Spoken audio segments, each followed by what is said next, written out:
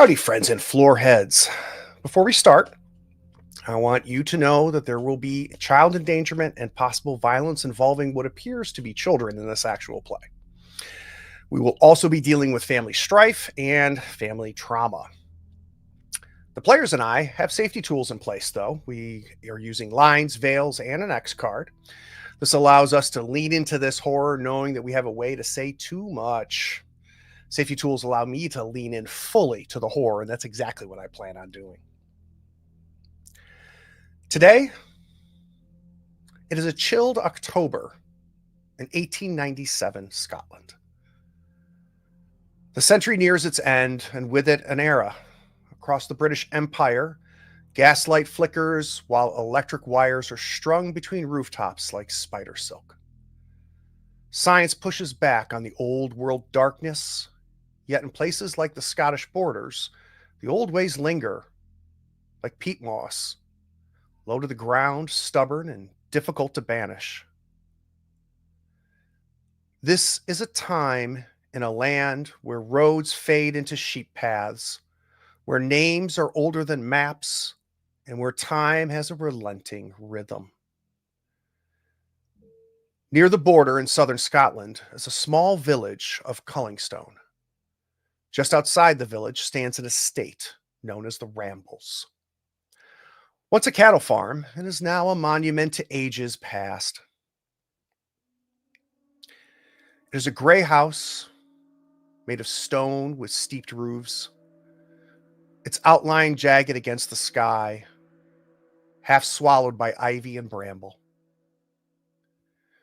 It is grand in its bones, but weary.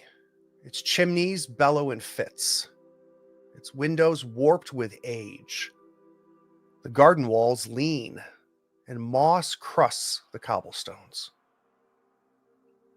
Its main iron gate creaks even when there's no wind, and the walls and floors are aching with elderly decline. Beyond the house, the pine trees of Hobbs Wood rise in a tight, unnatural line. Towering pines, too densely packed, too still.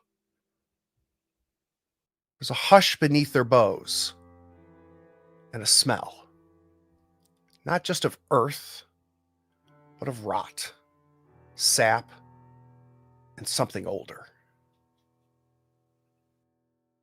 Inside the brambles, we find the young Balfour couple, Americans making a home in a place more foreign than they can comprehend.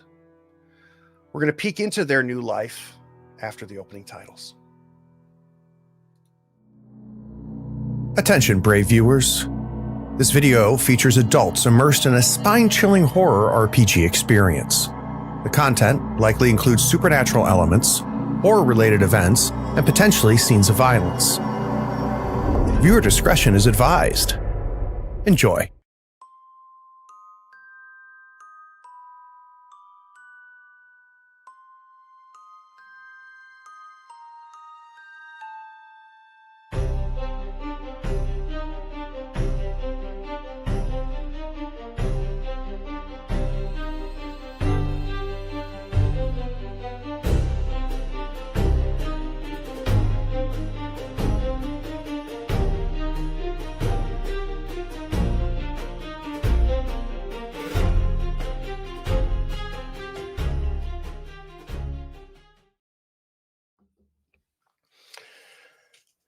Let's begin. Inside, the front parlor is choked with crates, trunks, and half unpacked furniture. A cracked mirror hangs over the cold hearth, and the wallpaper peels like shedding skin. Yet both of you push forward. Agnes, you kneel carefully unwrapping a porcelain vase from yellowed newsprint. You pause and smile when you find the card your last class of students made before you left. And Sebastian, you're shoulder deep in a crate of books, your jaw set tight when you open a second crate filled with the drafts of your unfinished novel. Now, your 7-year-old daughter, Eveine, she's perched on a threadbare armchair, with her cloth doll, Nighty Nellie, silently watching dust drift through the light. Movers continue to file in and out of the house, bringing more boxes, crates, and furniture from the moving wagons. You came here from Concord, Massachusetts. Now, Agnes, your Uncle Hamish, an estranged and childless bachelor, left you the Rambles and its overgrown grounds upon his passing. And his letter, written in an unsteady hand, he called it, quote, a place to start again. And you both took that as a sign. But here in this house and this village, you are strangers. You do not understand the accents, the customs, the silences between their words. The villagers are polite but reserved, eyes lingering too long on the child and too short on her parents. There's a sense that the house is yours in name only and has its own memories and intentions. The floorboards creak where no one walks. Doors swell shut without reason. The fireplace draws poorly, and the wind in the flue sounds like whispering. You did not come here out of excitement, but out of necessity. A last-ditch effort to stitch together what has become undone. To find something solid in a marriage worn thin by resentment, distance, and all the things never said aloud. And yet, as you move through the old rooms, settling down teacups and family portraits, it becomes pretty clear to both of you. This house does not feel empty, but it does feel patient. Outside, the winds shift through the Hobbs wood. The din of the trees subsides. Oops, there we go. And Eveine breaks the silence. Mommy, the little girl by the trees says she's glad I came. Can I get a pretty red coat like hers?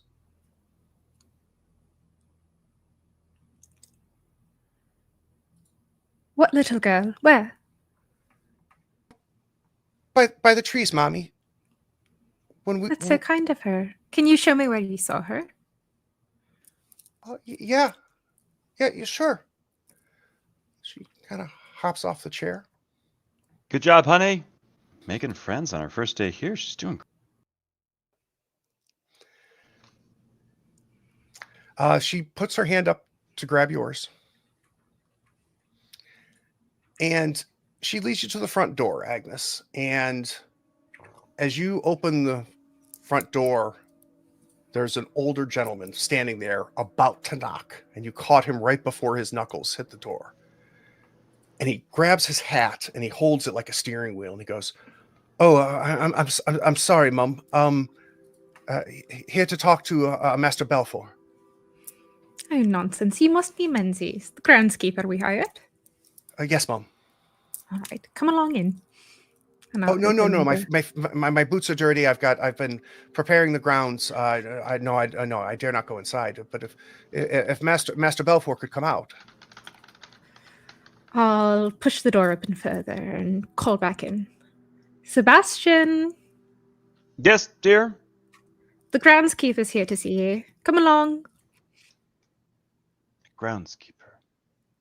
Oh, yeah! Mr. Mackenzie, yeah. Menzies, darling. Menzies. Menzies. Right, just trying to get the local language. Hi, you must be Mr. Menzies. That's correct, Master, yes. I came here yesterday. Greatly appreciate this opportunity. This is an old estate. There's a lot of work to be done. Yeah, I could see that and pluck a bit at the walls. But I'm quite confident we can get it done. Get this place spiffed up in a jiffy. I took the liberty of putting my stuff in the shed. I've set myself up a bed there, if that's all right. Yes, please. That was what we arranged. Is everything good there? I mean, in good enough condition? Do you need anything? And he's struggling to keep eye contact with you. It's not real clear why. He's looking down a lot and kind of forcing himself to look up to try to maintain eye contact. But he seems very uncomfortable. You'd think, Sebastian, he's probably in his early 60s. Looks older than maybe he really is. You can see by his hands that he's been doing this type of work for a very, very long time. No bother. I know you're very busy, Master. Well, tell you what, Mr. Menzies, it's our first chance to meet, and we're still trying to get settled in, but maybe you could take me for a quick walk around the grounds and just tell me some of the things that are on your mind. Of course, sir. Of course. Yes. And he kind of realizes, Agnes, that you and Eveine are trying to kind of leave. So he kind of scoots to the side to give you birth. She goes, come on, Mommy. All right, Eveine, but we shan't be long. We have lots of unpacking to do. And as you step out the front door of the Rambles, there's kind of a circular cul-de-sac type drive, and a long drive to get to the main road. And this main road is probably about 2 or 3 kilometers from the actual town of Cullingstone, which itself isn't much. It's a village of maybe 800 people at the most. It has one pub, one church, there. So she's tugging at you to just to the right on the eastern side of the estate. There are these woods that you understand take up about 70 or 80 acres of this area. That's called Hobbs Wood. It is these old Scottish pines that just tower, just trees so old and packed so close together. And she's dragging you towards the tree line. She's right up here, Mommy. Are these trees part of our property by any chance? I don't know if you know the answer to that. Yeah, I don't know.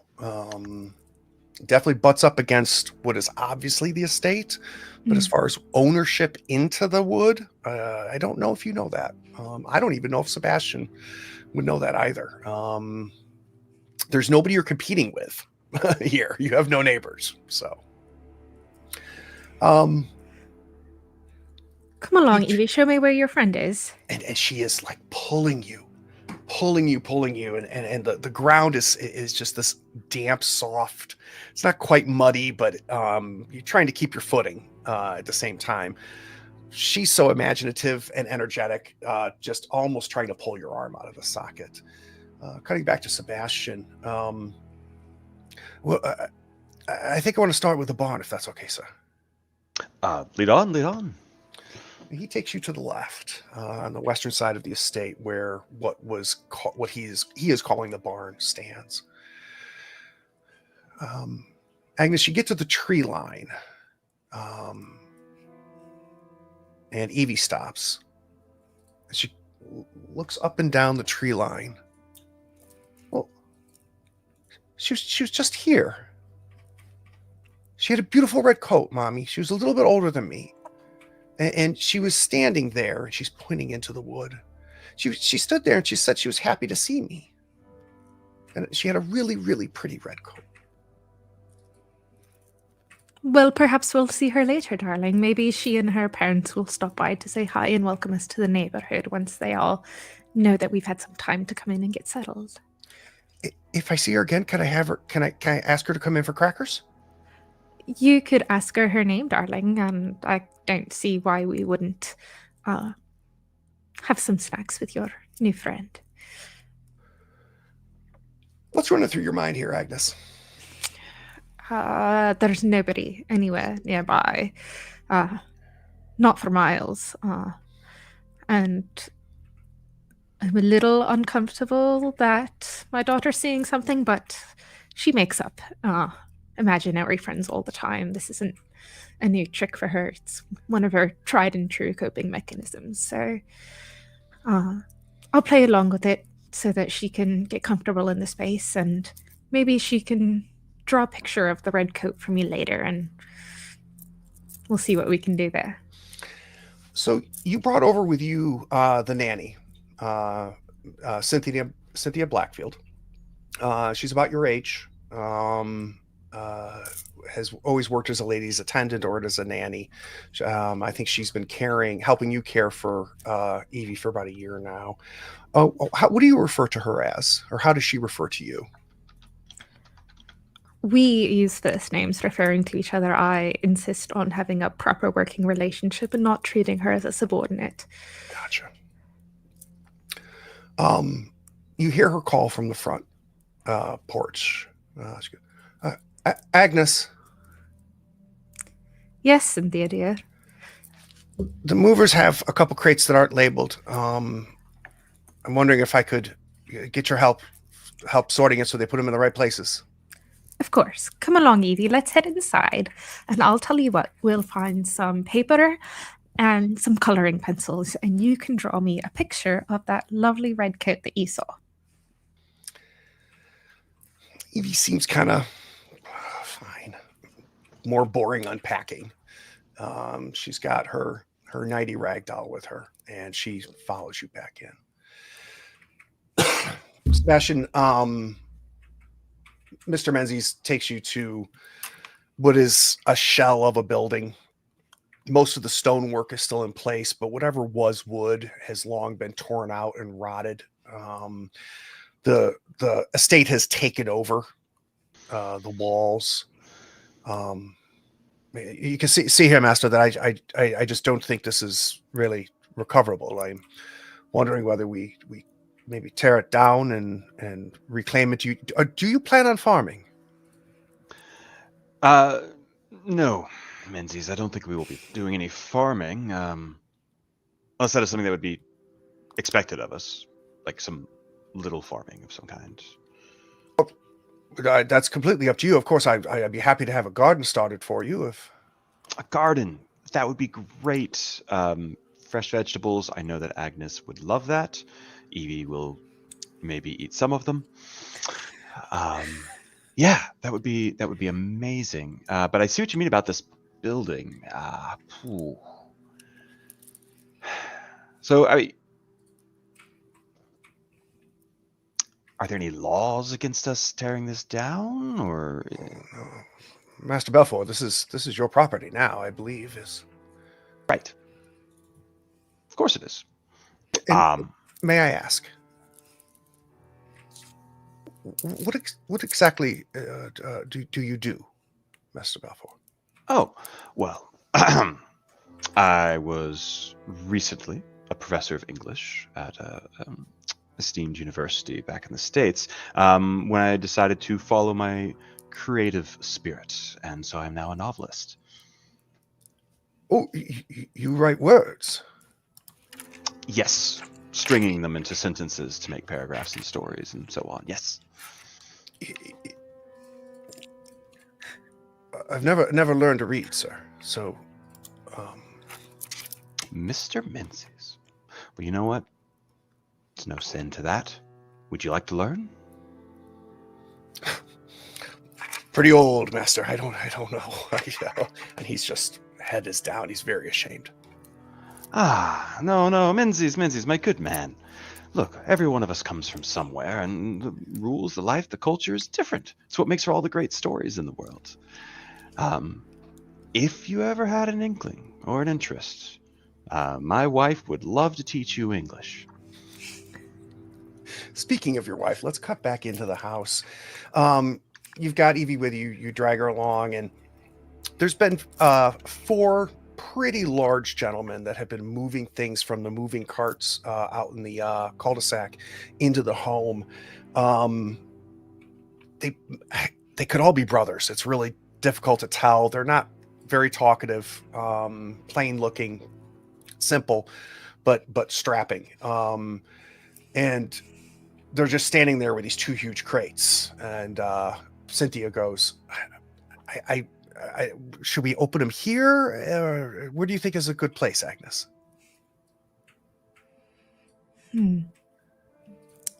Well, I wouldn't want to open them right in the middle of everything. Perhaps we take them to the dining room so that they're out of the way a bit and we can see what's inside. Okay, and I heard you mention that we wanted Eveine to color. I can get her set up in the sitting room while you Yes, take that care would of be this. perfect. If you can keep her occupied, I will handle what is inside all of these wonderful crates. Sebastian, you get more of a tour. I think the only thing that really stands out is a slight temperature change as you get closer to Hobbs Woods. At one point, I think Mr. Menzies mentions to you that it's woods like these that people like his father would be suspicious of. That even though he's not one for letters, he's also not one for superstition. And I think he also mentions, if ever you wanted to potentially augment the estate's income, that those Scott pines could make for incredible lumber. If ever you were thinking about that. I don't say. Well, how far back do you think we could cut? I mean, there are neighbors. My daughter saw a little girl, so it can't be too far away. I mean, how far into the woods do you think we'd have to go for some of that? We don't want to upset Master, anybody else's land. As far as I can tell, Master, this is a good 80-100 acres. The closest homes would either be the town Cullingwood or Cullingstone, or maybe about 7-8 lengths down the road. I think there was another family, but you have no neighbors, Master. Does anybody camp out this way? I've been here a day longer than you, sir. I don't know, but I would keep an eye out if I did find squatters. I of course would not allow that. Right. Well, I mean, we don't need anything untoward, but it would be good to know if there are people out here in this area. And do keep an eye out. I must say, my daughter has felt stressed sometimes, and when she's stressed, she's been known to see things that may or may not be there and to tell stories about them. I mean, I love her creativity and the imagination of it, but sometimes she holds a little too seriously to it. So please do listen to my daughter. Always do listen to her, but just know that take it with a grain of salt, we would say in the States, if she does see somebody, because that does seem quite strange. Well, she's an imaginative child. I understand. And if you'd like, one thing Scott pines are excellent for, they make excellent switches. Would you like a fresh switch in case her imagination gets the best of her? That's not a tradition we brought with us from the States. Oh, of course. I'm sorry. No. Different rules, different places, and that's what makes all of this amazing. But I think we'll be okay without that. Agnes, what is in the crate that's opened up in the dining room?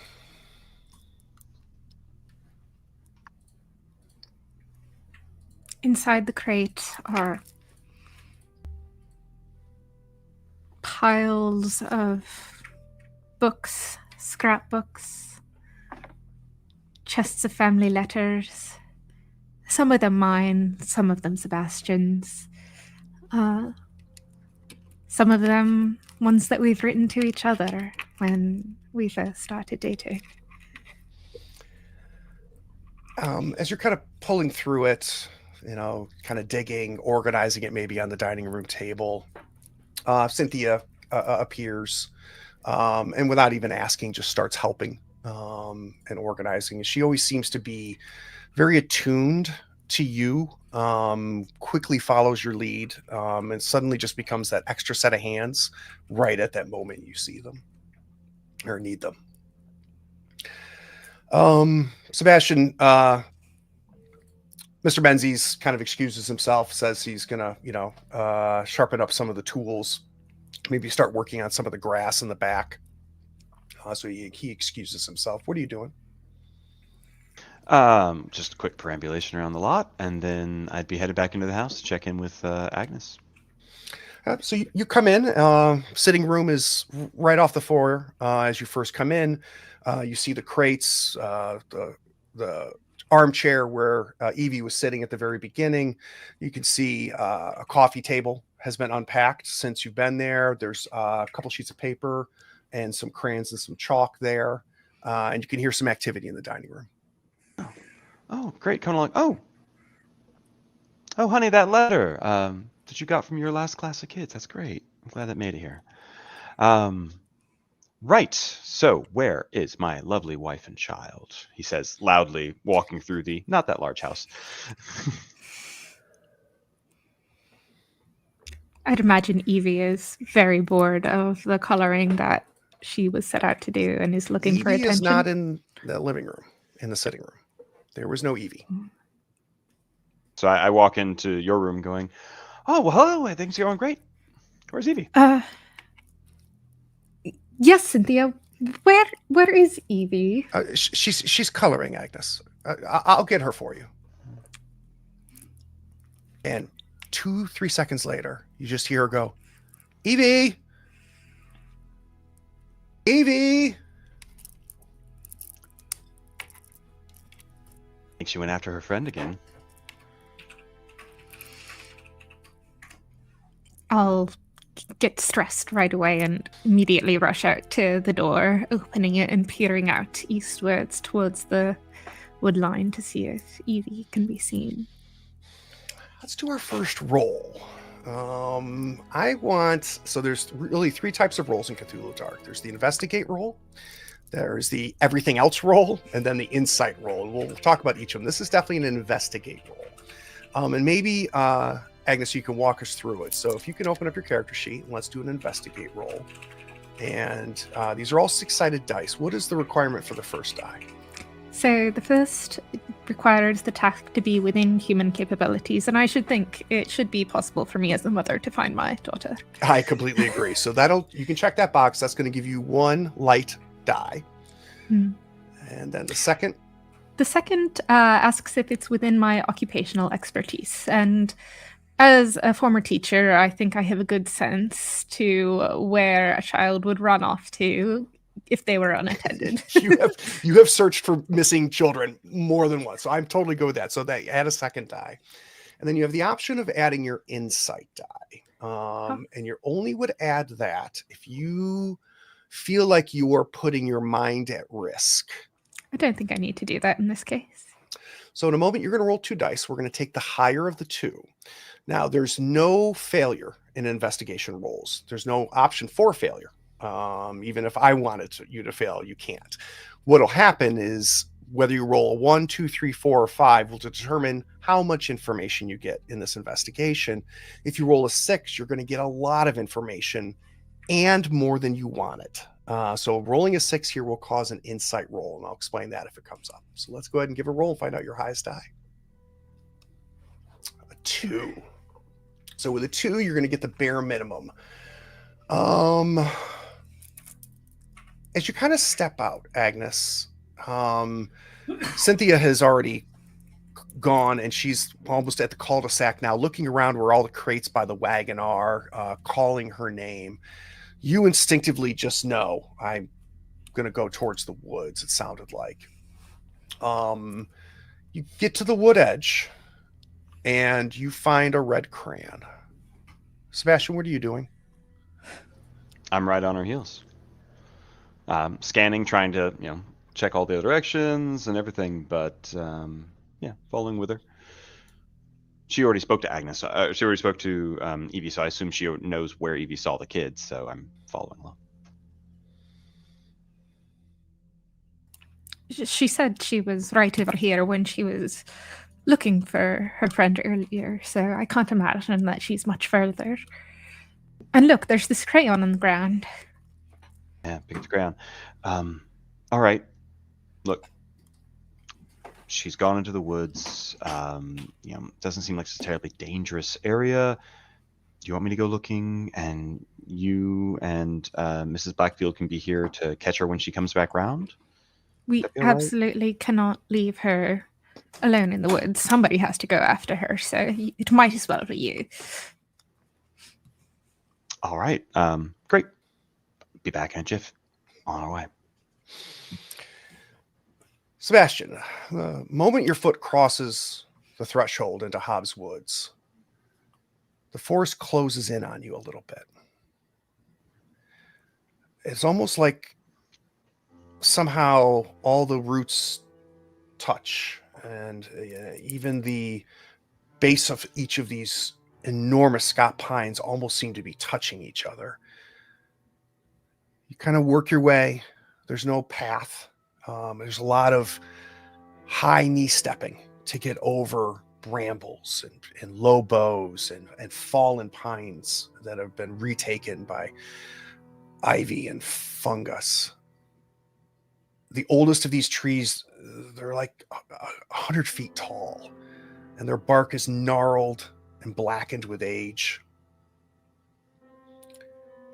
It's definitely colder in here.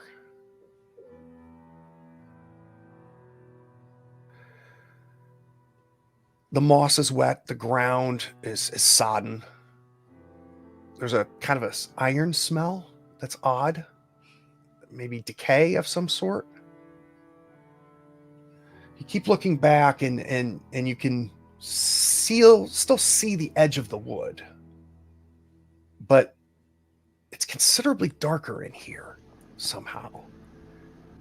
And every time you look back just to kind of keep your bearings, you're having a hard time remembering or seeing, did I go left at that point? Or like, what's the path that I took to get in here? There's no birds. There's no wind. Sound is like muffled, like it's wrapped in wool. And your breathing feels really, really loud.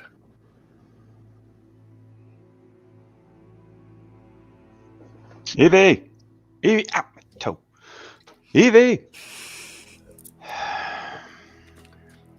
Darn it, child, where'd you go?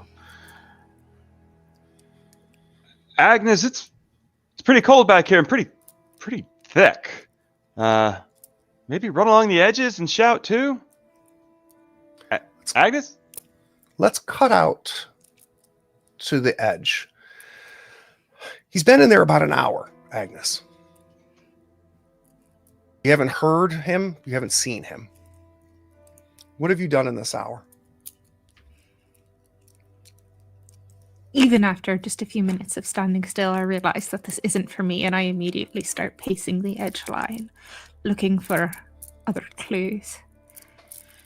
About 15 minutes in, I'm getting more and more frantic. I call out to Cynthia, who's come out as well at this point, and I ask her to watch the edge line as well. And I'm going to go and see if I can find anything. Can I bring a light of some sort with me since it's getting darker? Well, so it is still early afternoon. So you've got several hours of light left. But yeah, I'm sure Mr. Menzies has got a torch. The trees are so densely packed. I think it would be good to have some sort of light so that they could see me, or I could be easily identified. Yeah, so if you want to go to the groundskeeper shed and give it a knock, you can. I'll knock on the door and ask Mr. Menzies if he's available. Just a moment, and he opens up the door as he's kind of putting his jacket on. He goes, Mom, is everything okay? I'm afraid not. My daughter has wandered off into the woods, it seems. I was wondering if, by any chance, you could cut me a torch so that we could look for her. Oh, yes, and he's got a lantern, a big lantern, and he's putting. He like goes, but Mom, you're not going in there. That's something that I think Master Belfour would be better suited for, and of course, I'm happy to do it as well. Well, he's already in there, and I'm not going to leave him on his own searching for her. He'll never find her at that rate. If you insist, you could come along with me, of course, but I am definitely going to go after my daughter. All right, Mom, but what if the child comes back and is not, in fact, not even in the woods? Both of the parents are. Cynthia, of course. You haven't met her yet, but her governess will be here in case she returns. I will insist on coming with you, Mom. Of course. Well, somebody has to hold the lantern for me. So he is going to walk back to the woods edge. Let's go back to Sebastian. Sebastian, you've been walking in the woods maybe 6-7 minutes now.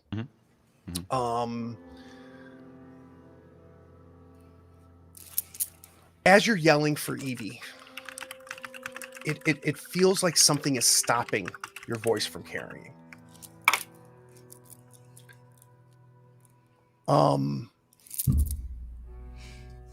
You glance upward, and something is catching your eye. First of all, it's dark. It could be the middle of the night at this point, and you wouldn't know. There's no light escaping the canopy and penetrating that canopy. But you see what you would swear to be flashes of like white orbs that are in the corner of your eye, that when you turn and look, they seem to move out of your line of sight.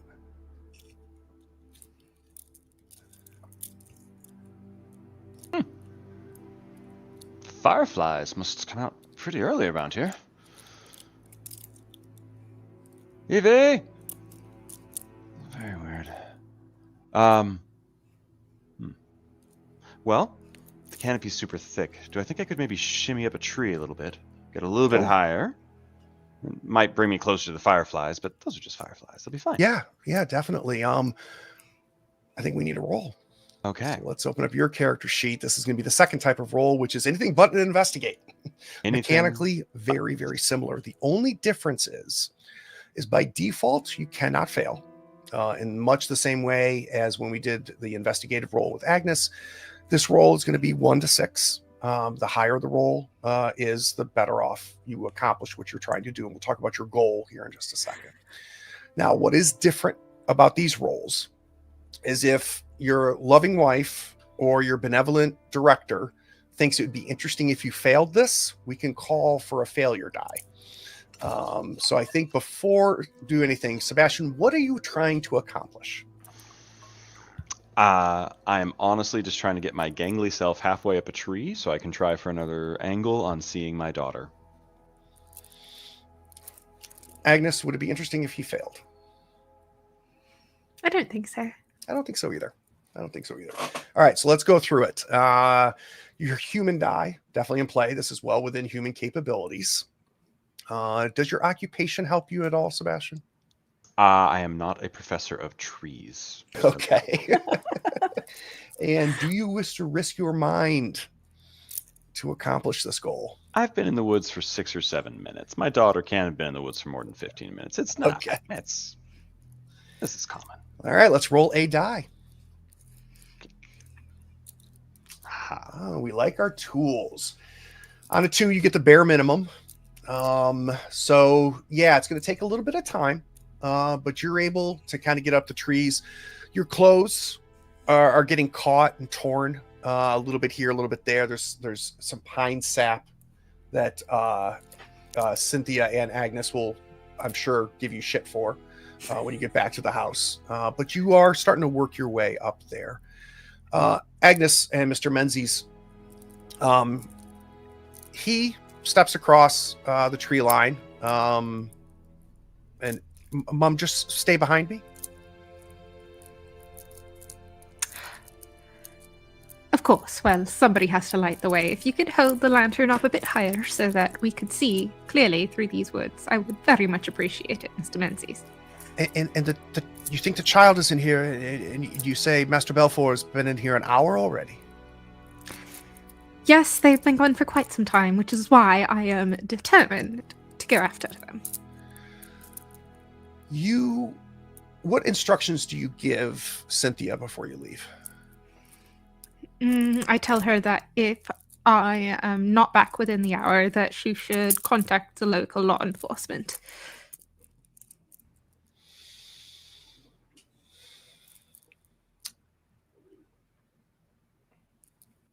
the same sensations that I talked about with Sebastian start occurring for you and Menzies, Agnes.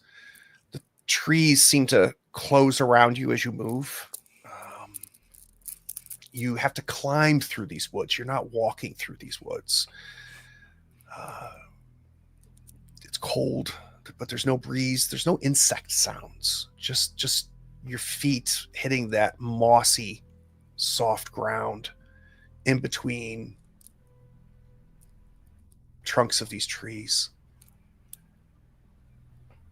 You quickly lose sight of the tree line.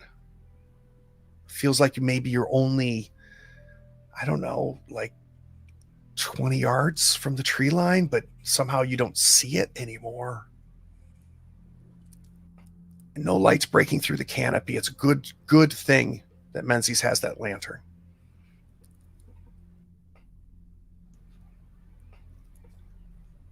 Menzies says, shh. And he stops walking and gives you a shush. And you hear laughter. It sounds like a little girl's laugh. It does not sound like Evie's.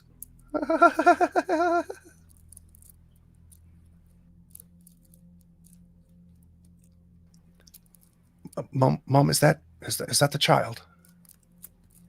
I would know my daughter's laughed anywhere. This is not her.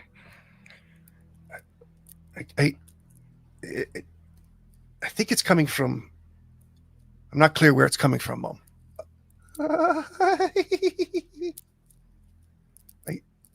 Can you tell? Can I investigate? Yeah, let's do an investigate.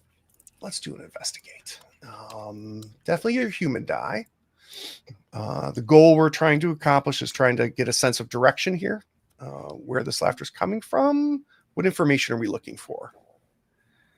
I just want to figure out where the laugh is coming from and see if I can track down where to find that person who's laughing in the woods, whether it's my daughter or someone else. Okay. Do you think you get your second occupation die? I could make an argument that tracking down hiding children. I think if it applied the first time, it applies here. Expertise, so I'm good with it. Yeah. And are you willing to risk your mind to figure out where this laughter is coming from? Yes, at this point, I've been looking for my missing daughter and my husband for over an hour. I'm willing to risk it for the biscuit. So, by adding this third die, it'll be known as the dark die, your insight die. We are going to take the highest die of the three you roll. If that ends up being the insight die that is the highest, it'll trigger an insight roll. So let's roll our 3 dice and see what we get. Ooh. Oh, that's a good thing I mentioned it, right? So we got a 3. You definitely are going to get some information, but at a bare minimum. And this is going to trigger an insight roll. So let's talk about insight very quickly. You have currently an insight of 1. Anytime you need to take an insight roll, you'll roll your insight die, your dark die. This will be caused by you facing any type of widening of your understanding of the world. So something frightening, bizarre, supernatural, something unnatural. If you face anything like that, we're going to have you roll insight. If you roll higher than your current insight, which is now 1, your insight will go up. As your insight increases, 1, 2, 3, 4, 5, that is your mind opening up to a world that you didn't even recognize or know existed. It is, you are now glimpsing the horrors that have been here all along. But let's talk about the direction first. With a 3, you get a general sense that the laughter is predominantly in front of you, but it is omnidirectional. And I'll also tell you that it's definitely a single source. So this is the same child laughing. But it appears that this child is very quickly moving around. But it appears to be trying to draw you deeper into the wood. I think the reality or unreality of what I just told you is triggering this insight roll. So on your character sheet, if you can roll your insight die for me. All right. So you go from a 1 to a 2 because you exceeded your 1. So you now have 2 insight. I got a question for you, Agnes. As you're realizing that what you're experiencing right now is in fact happening. So you're not rationalizing this away. Your mind is opening a little bit. What truth about the world do you now suspect is real that you never thought was?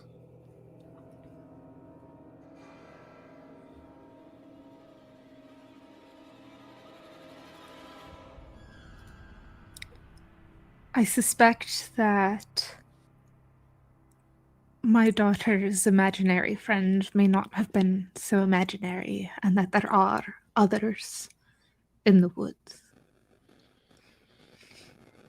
So what are we going to do? I'm going to call out. Say hello. Is anyone there? You call out. And I'm going to come back to you. Sebastian, you're about, I would say maybe 15, 20 feet up the tree. Evie! Evie, I can't see anything up here. And you would swear, Sebastian, that whispering her name is covering the same distance and carrying as far as yelling her name. Huh. What is going... I mean, they said these woods are thick, but this is ridiculous. Okay, I'm starting to get a little bit frustrated. I'd like to... No success. I'm going to slide down the tree and start stomping a little harder, moving a bit faster. And sure, I'll whisper it sometimes. Evie, honey, it's Daddy. Come back, or go back to the house if you hear. Where are you, Evie?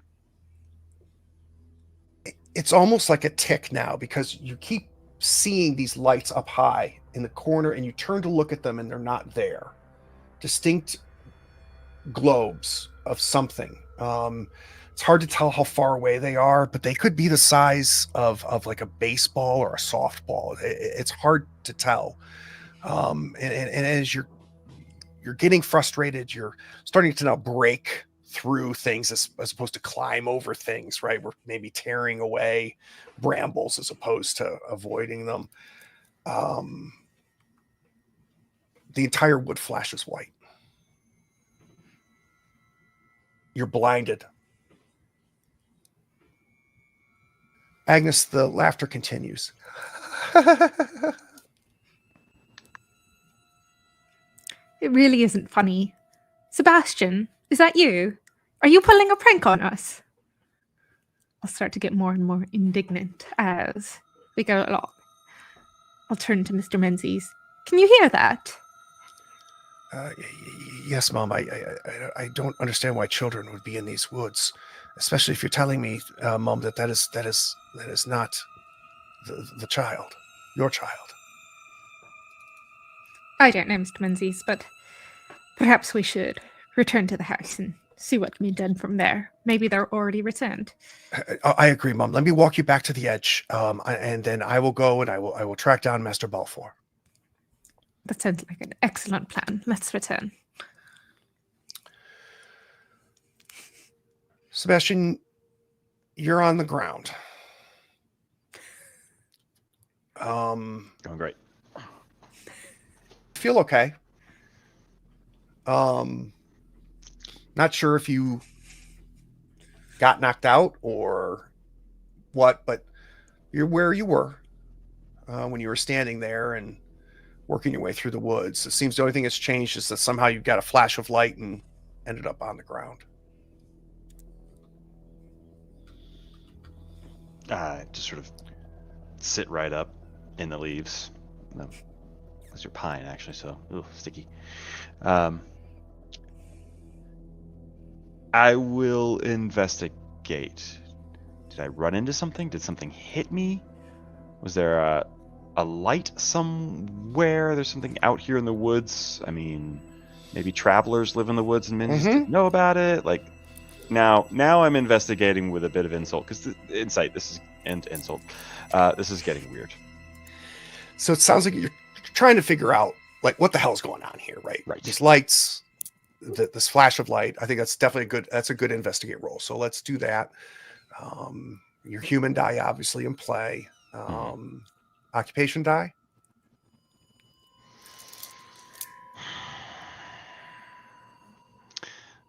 So, novelist would have done research on areas like this and thinking about the wilds that people could be out and lived in. I mean, come on, Walden Pond, stuff like that.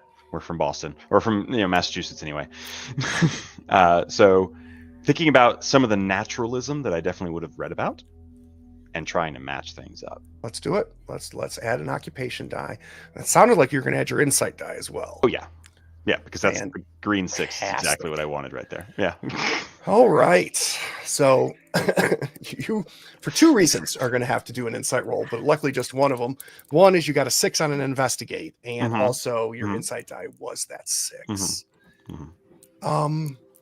You're trying to piece things together. I think, Sebastian, you're looking around and you see, and this is odd because when you were walking into the wood, once you got like 15, 20 yards, you couldn't see the edge anymore. You couldn't see the estate. You couldn't see the grounds. It was all just wood behind you. Yet somehow you're able to see 30 yards ahead of you as the little girl with a red coat goes from one tree to another. Can you give me an insight roll, please?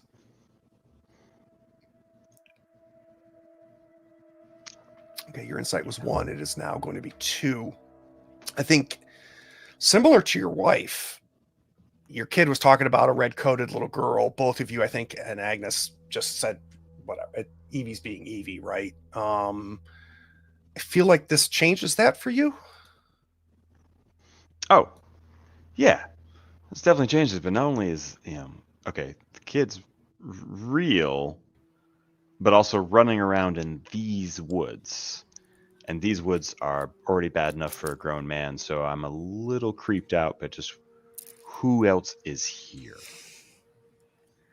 As your insight increases here, Sebastian, I've got a question. There's something that you once believed in completely, unquestionably, that now, because of what you are rationalizing, seems hollow. What is it?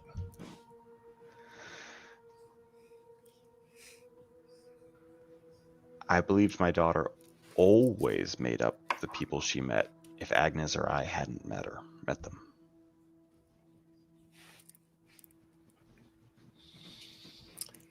As it didn't entirely trust her. Yeah. So you saw this flash of a girl in a red coat. You assume it's a little girl, maybe because that's the story that you were told by your daughter. Now you're not quite sure what the hell you just saw.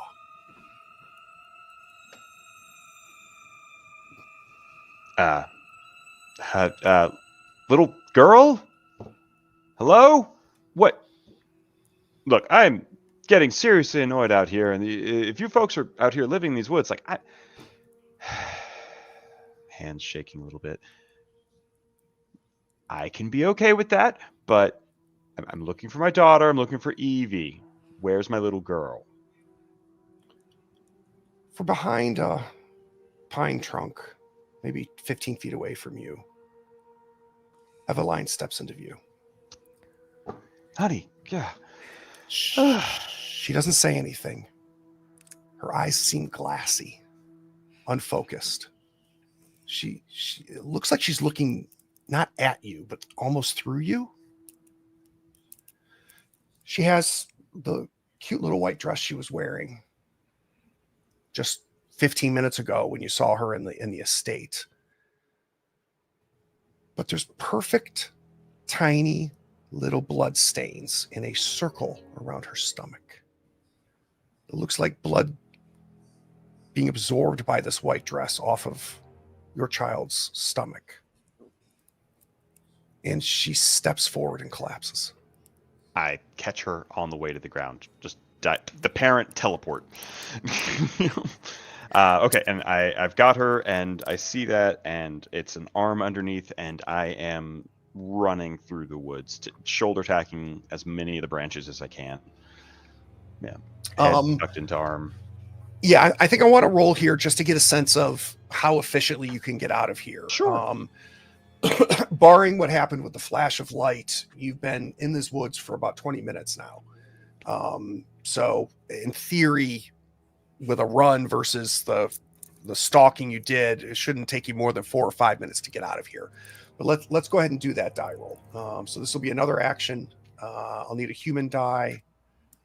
I don't know if there's a case for occupation or not. No athleticism in that.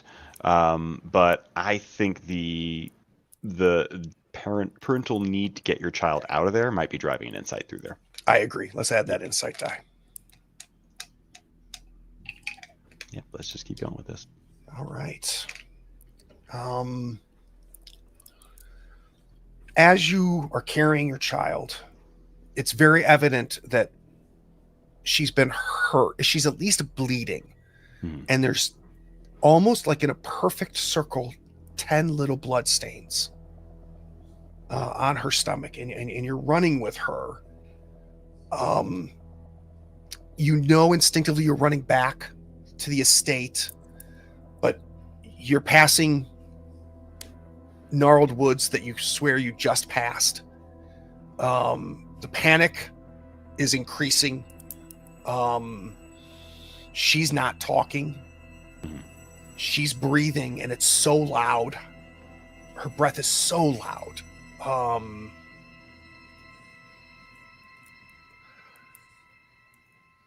You dreamt about this moment long ago.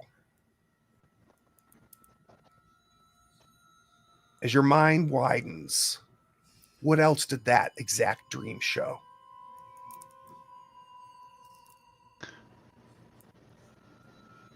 In that exact dream, as I was running, I hit a place when it felt like I didn't feel the branches anymore. I didn't feel the woods anymore. In fact, sense of feeling was gone, and all the sound washed. And as I'm running, my eyes tracked to the bloody circle, and it sort of grew and grew to encompass me, almost like my mind was going into my face, was going into the dress itself. And then that's where the dream ended. I blanked out from there. Yeah, and here's what's crazy about that, Sebastian, is you had that dream back in Concord, Massachusetts, but you've never remembered it before until this moment where you have that deja vu semi-dream state as you're working your way through. Agnes, finally, you and Menzies get to the edge of the trees. Cynthia's there. There is a tall man with a very bushy mustache and a constable's cap standing next to her. And it's way too dark to be noon. You can see the stars and the moon. My God, Agnes. Mr. Menzies, are you okay? What time is it, Cynthia? Oh, God, it's got to be approaching midnight. We've been worried sick. Well, we're all right, although there's definitely something in those woods out there. Has there been any sign of Eveine? So a couple things real quick. One, in your mind, 20 minutes have passed. It's evident now that more like 9-10 hours have passed based on just the fact that the sun has set. and what she's telling you about it being close to midnight. I'm definitely going to need an insight roll for this. Your insight is currently 2.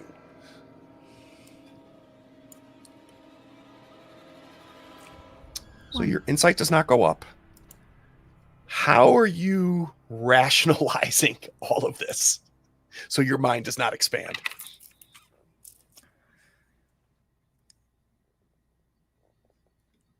When we were in the woods, we couldn't really see the light of day, so we didn't really know how much time could have passed.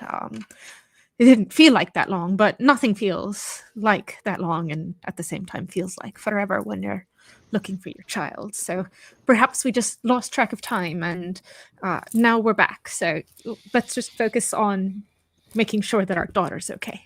I feel like that's taken over your mind at this point, right? Like we could have killer clowns from outer space show up, and all you would care about is where's my husband, where's my daughter, right? Constable Thornburn, you know his name because you've communicated with him, and you just assume that's who this is. He goes, Miss Belfour, no, we have not seen your husband nor your daughter. On cue, Sebastian and Eveine break through the tree line.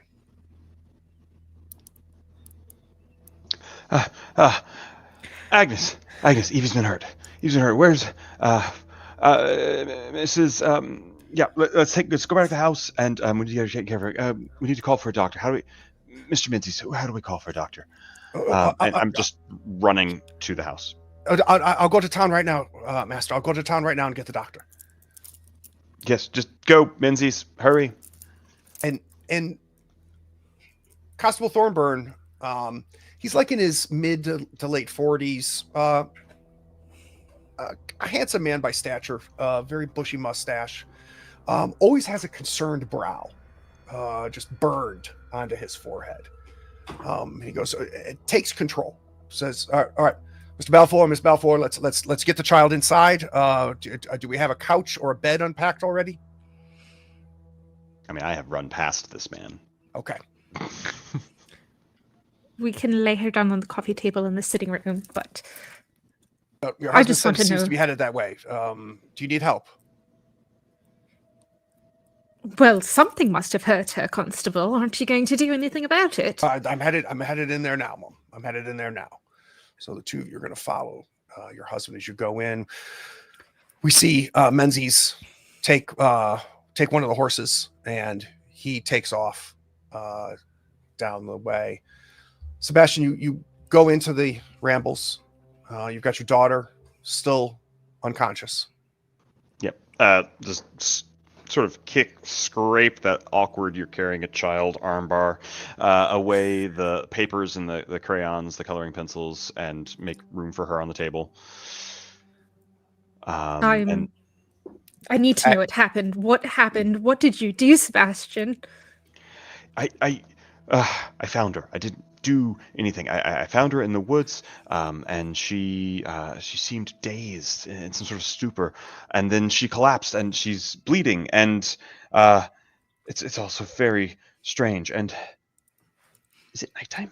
I don't know. It's we need to take care of her, and we also need an insight roll as you realize that it is night, close to midnight. Haha. All right. You have a 2 and you rolled a 2. So I think maybe similar to Agnes, this passage of time is maybe something you'll deal with later in your brain. Yeah, this is a later problem. Mm-hmm. Thornburn walks up and he goes, have you looked at the wounds? I'm looking right now. Agnes, who is this? And then I pull back the dress up to basically to the ribs to see under the dress what's giving out the bloodstains. Perfect 5 to a side circle. Dots, little pinpricks all around her navel. Maybe, her body's not wider than this, right? And the circle almost the width of her body. 1, 2, 3, 4, 5 to 6 o'clock. 1, 2, 3, 4, 5 to 12 o'clock. They are not scabbing up despite being very tiny. But she's not like bleeding profusely. They just have little beads of blood on each one of them that seems to have been soaking into the dress. Okay. So that's bleeding. Mrs. Blackfield, please get a cloth, get something to cover this over. She's bleeding, but it's just a little bit. So, Evie, honey, Agnes, what do we do? Did you see anything while you were in the woods? Was there anyone there with her? No, wait, yeah. What do you mean, no? Well, there was yeah. Was there someone or was there not? This is our daughter we're talking about here, Sebastian. Honey, I know. I know, don't let me raise my voice. Yes, I saw a little girl in a red jacket or something. So somebody's living out there, maybe travelers or something like that. I don't know, but a red jacket. Are you sure it was red?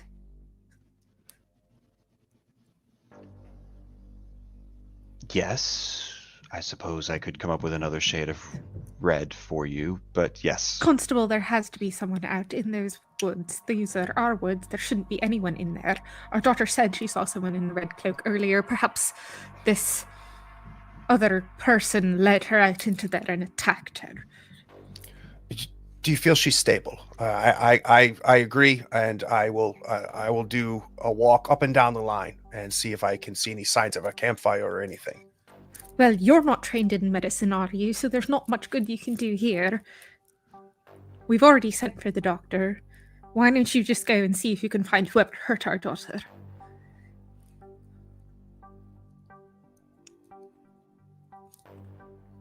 He turns to you, Sebastian, and goes, Mr. Belfour, I'm happy to do this. I do think you need to keep your house in order, though. The way she talks to men. And he walks Excuse out. me, sir. Excuse me? He just walks out. Agnes, do I need to hold your coat? And my earrings. Yeah, hoop earrings suddenly appear.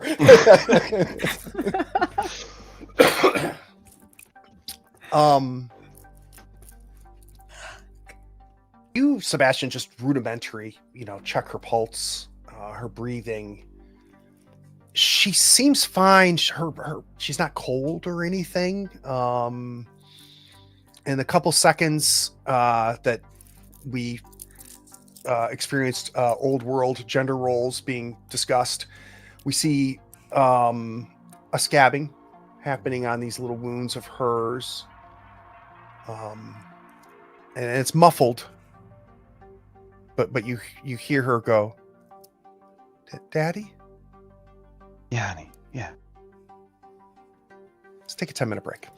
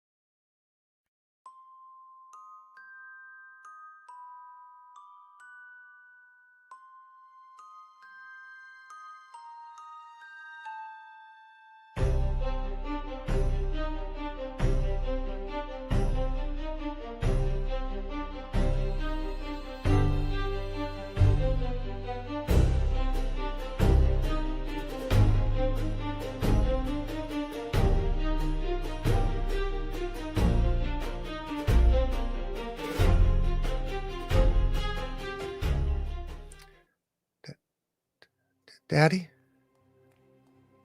Yeah, honey, you gonna be okay? It's gonna be all right. As you get close to her face, her eyes haven't opened yet. She's stirring. Her breath is odd. Can I sit up, Dad? Her eyes open. Yeah. Let me just prop. Oh, it'll be fine.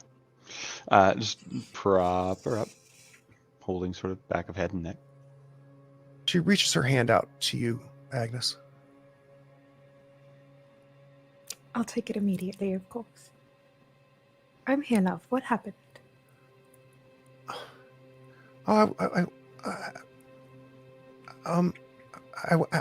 My friend was in the woods, Mom.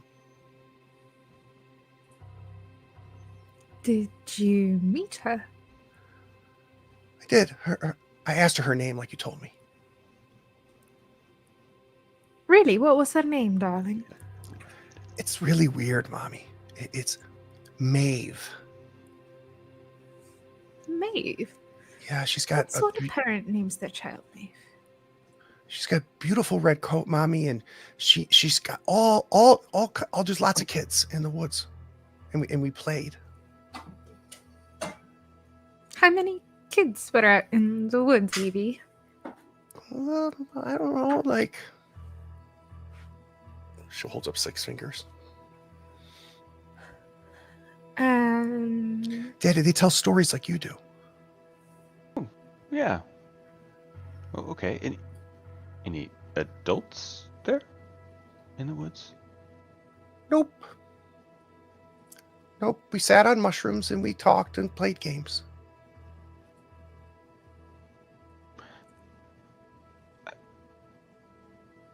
Honey, did those kids do this to you? And I point at her stomach. Do this to you? She looks down at her stomach and really puzzled and looks up and she goes, "Oh, Mommy, I got my dress dirty." It's okay, baby. We'll buy you a new one. But she lifts up the dress to look at her stomach and they've scabbed over. And she's just 1, 2, 3, 4, and touching each one as she counts. I don't know where these came from, Dad. But I ruined Mom's dress. Mom made this dress, and I'm so sorry. Look, honey, it's okay. It's okay. Accidents happen. Maybe you fell down somewhere, like on a tree stump. I don't think so, Daddy. I Evie, don't remember leaving the woods. What game were you playing? Well, there was games with stones and sticks, and we played hide in the leaves. It was a really fun day, Mommy. How long were you there?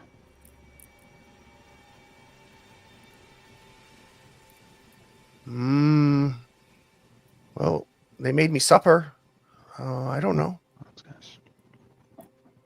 Who made you supper? Maeve. Maeve can cook. Oh, they didn't cook. Maeve just had these little. They were like little candies. I guess that really isn't supper. Honey, what have we talked about taking candy from strangers? Mommy, I know her name. It's Maeve. We played all day.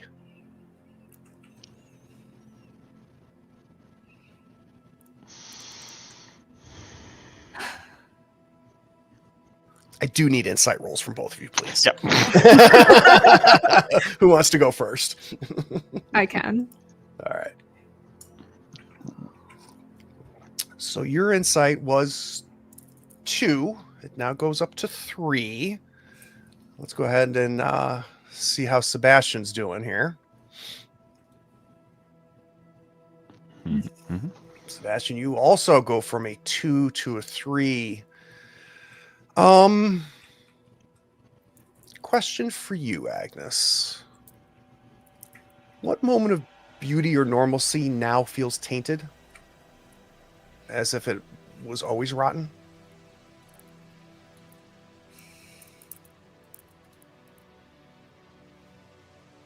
This house.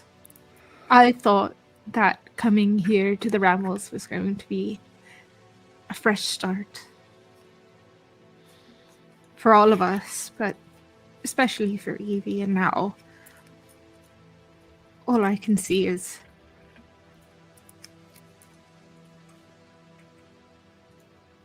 this isn't what we wanted. This isn't how this was supposed to go. And for you, Sebastian, as your mind expands a little, I think you find yourself whispering something under your breath. What is it? Not again.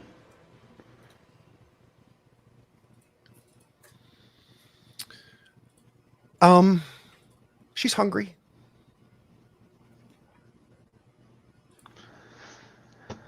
Right. Food. I can do food. Be right back. Agnes, Sebastian is busy cooking. Anything you want to ask, Evie? Anything you want to do? Cynthia's doing her best to be attentive, but she's at a bit of a loss. I will not leave my daughter's side after this. Cynthia was supposed to be watching her in the first place, and while I know that she was just trying to help me while she was unpacking, I have spent all day looking for Evie, and I'm not willing to take my eyes off of her. Could we get her changed, perhaps? Put her in a clean set of clothes? Yeah, definitely. So while Sebastian is cooking, you go upstairs. And if I'm wrong about this, tell me, Agnes, but I feel like you, not conspicuously, but are checking her body, maybe as we change her. Her feet are muddy. You get that cleaned up. Her tummy's growling, but she otherwise seems very healthy. I talked about that glassy look she had when Sebastian first saw her. That's not present. All intents and purposes, you're dealing with a kid who's been playing all day, who seems pretty happy and content, just a little irritable because of she's hungry.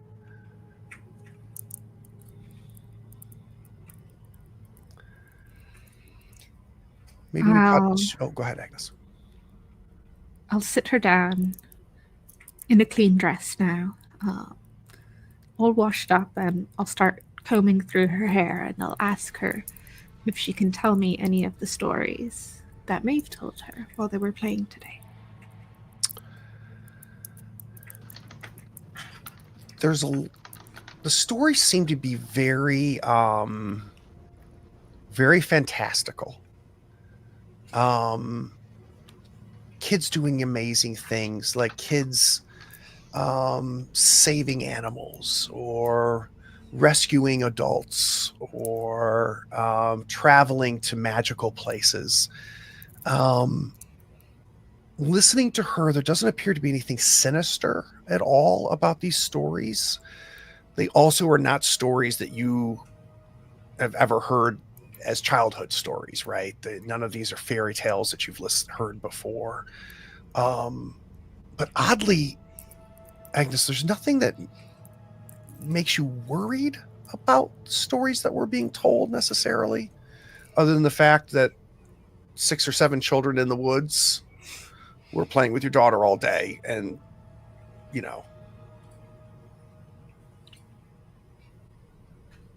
I'll sit there. I've started braiding her hair now that it's all brushed through, and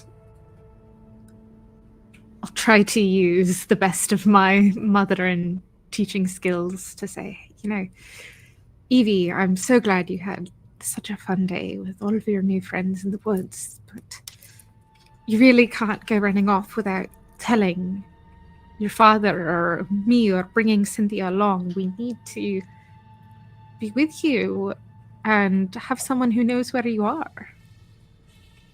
I'm sorry, Mommy. I was just so excited. I know, my dear, but we're in a new place and none of us know the area quite yet. So I would really like you to bring a grown-up with you next time you want to play with your friends, okay? You see her like looking around, and starting to get a little flustered. She goes, "Mommy, where's Nighty Nelly? I think I left Nighty Nelly in the woods."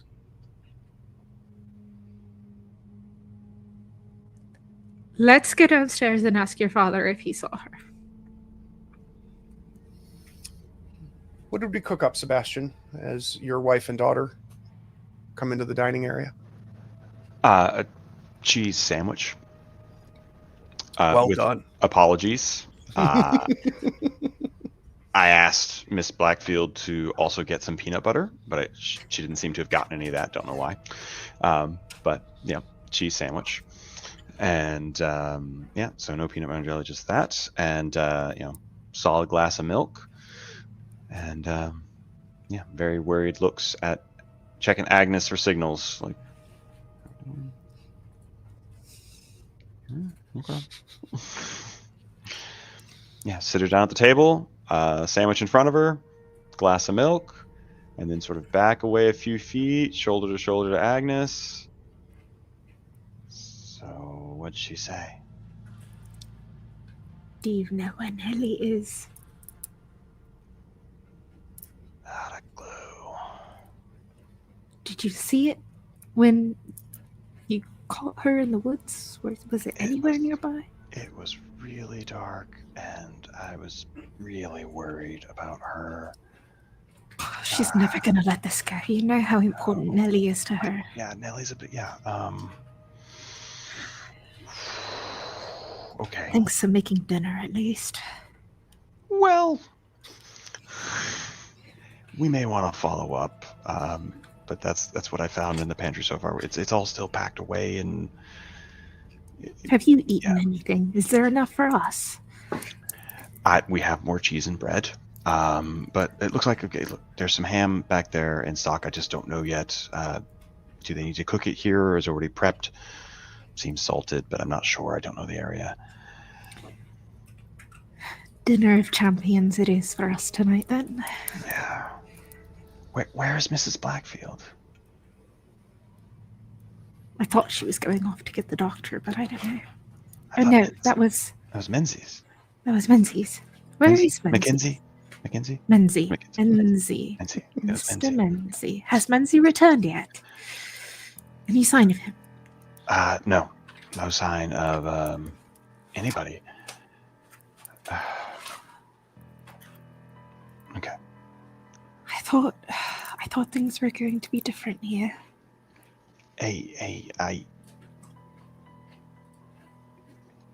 Me too. And I think they still can be. I think this is a really weird thing that just happened. I still think we can be okay. I think we can work through this, and we'll figure out something to do with the doll, and yeah, we can still. Never gonna sleep tonight without Nelly. Are you going to sleep tonight? Sleep's the last thing on my mind. It's a knock at the door. It's about 1 a.m. Go get it. Call Sebastian. for a doctor. Yep. To the door.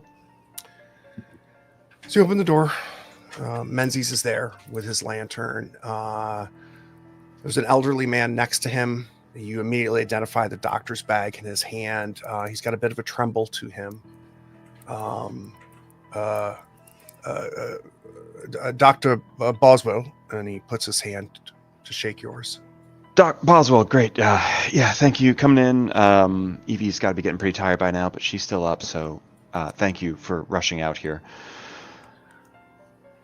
No, of course. Your groundsman, he gave me a bit of the background as we were coming back in from town. Said there's puncture wounds on her stomach. Is that correct? I mean, yes. and this, you should really look for yourself. It sounds like it might have been something more. Is the child still awake? Yes, still awake. She's eating in the kitchen. Please come. Just come with me. Come with me. Is this typical to allow a child to stay up this late? Well, we're still used to a different time, and it's been quite a day, Dr. Boswell. A child needs her sleep. Of course, you understand that, don't you? Yes, we too have our children sleep in America, Dr. Boswell. And yes, it's just been quite a day. She's gone out in the woods. She ran across some strange children. She's gotten banged up in some way. I worry that somebody out there might have given her something to eat. Please just check on my daughter, and then we would be delighted to get her back to sleep. As you kind of open yourself to the door so that Dr. Boswell can enter in, Menzies has kind of kept on the stairs, didn't come up with the doctor, and he says, Master Belfort, anything I can do before I go in for the night? Is the child okay? Just wait one moment, please. Let me get the doctor settled with Evie and Agnes, and then I'll come with you and just check in real quick. There's a rocking chair to your right on the front porch. Where Menzies is, he can't really see it because of the rail, but you have direct line of sight to the chair and Nighty Nelly sitting in it. Amazing. Menzies, can you grab that doll for me and bring it up to the kitchen? I gotta walk the doctor over here. Yeah, of course. And he gets the boots, and he goes, I've got mud on my boots. I prefer not to come into the house, if that's all right, sir. Then I'll be right back out for it. Okay. And he hands you the doll. Oh, all right then. Thank you. The doctor comes in. Poor Evie's finishing up the sandwich. Agnes comes in and goes, Ms. Belfort?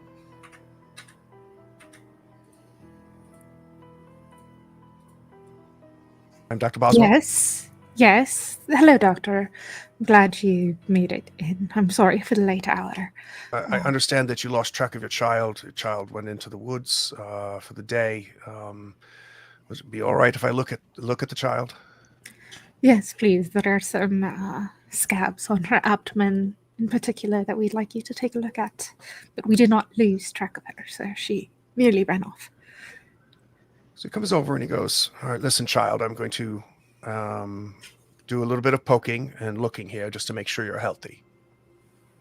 And doesn't ask like permission or anything, but kind of just stands her up, lifts the dress up to look at the wounds. And he goes, oh, okay. And turns to you and he goes, were these scabbed over when you found the child, or?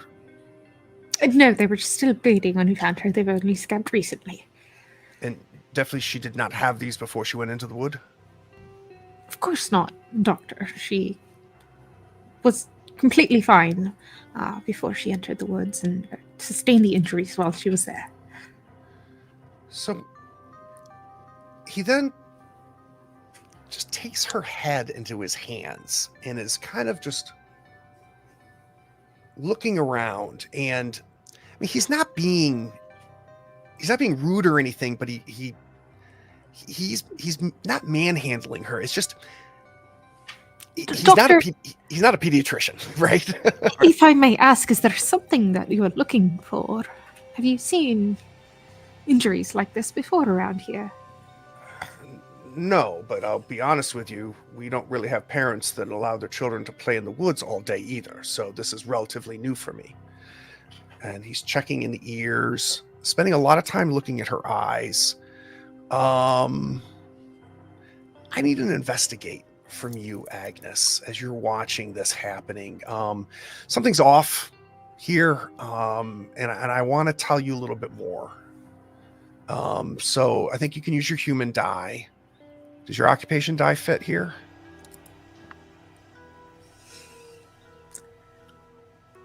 I don't believe it does. Okay. But...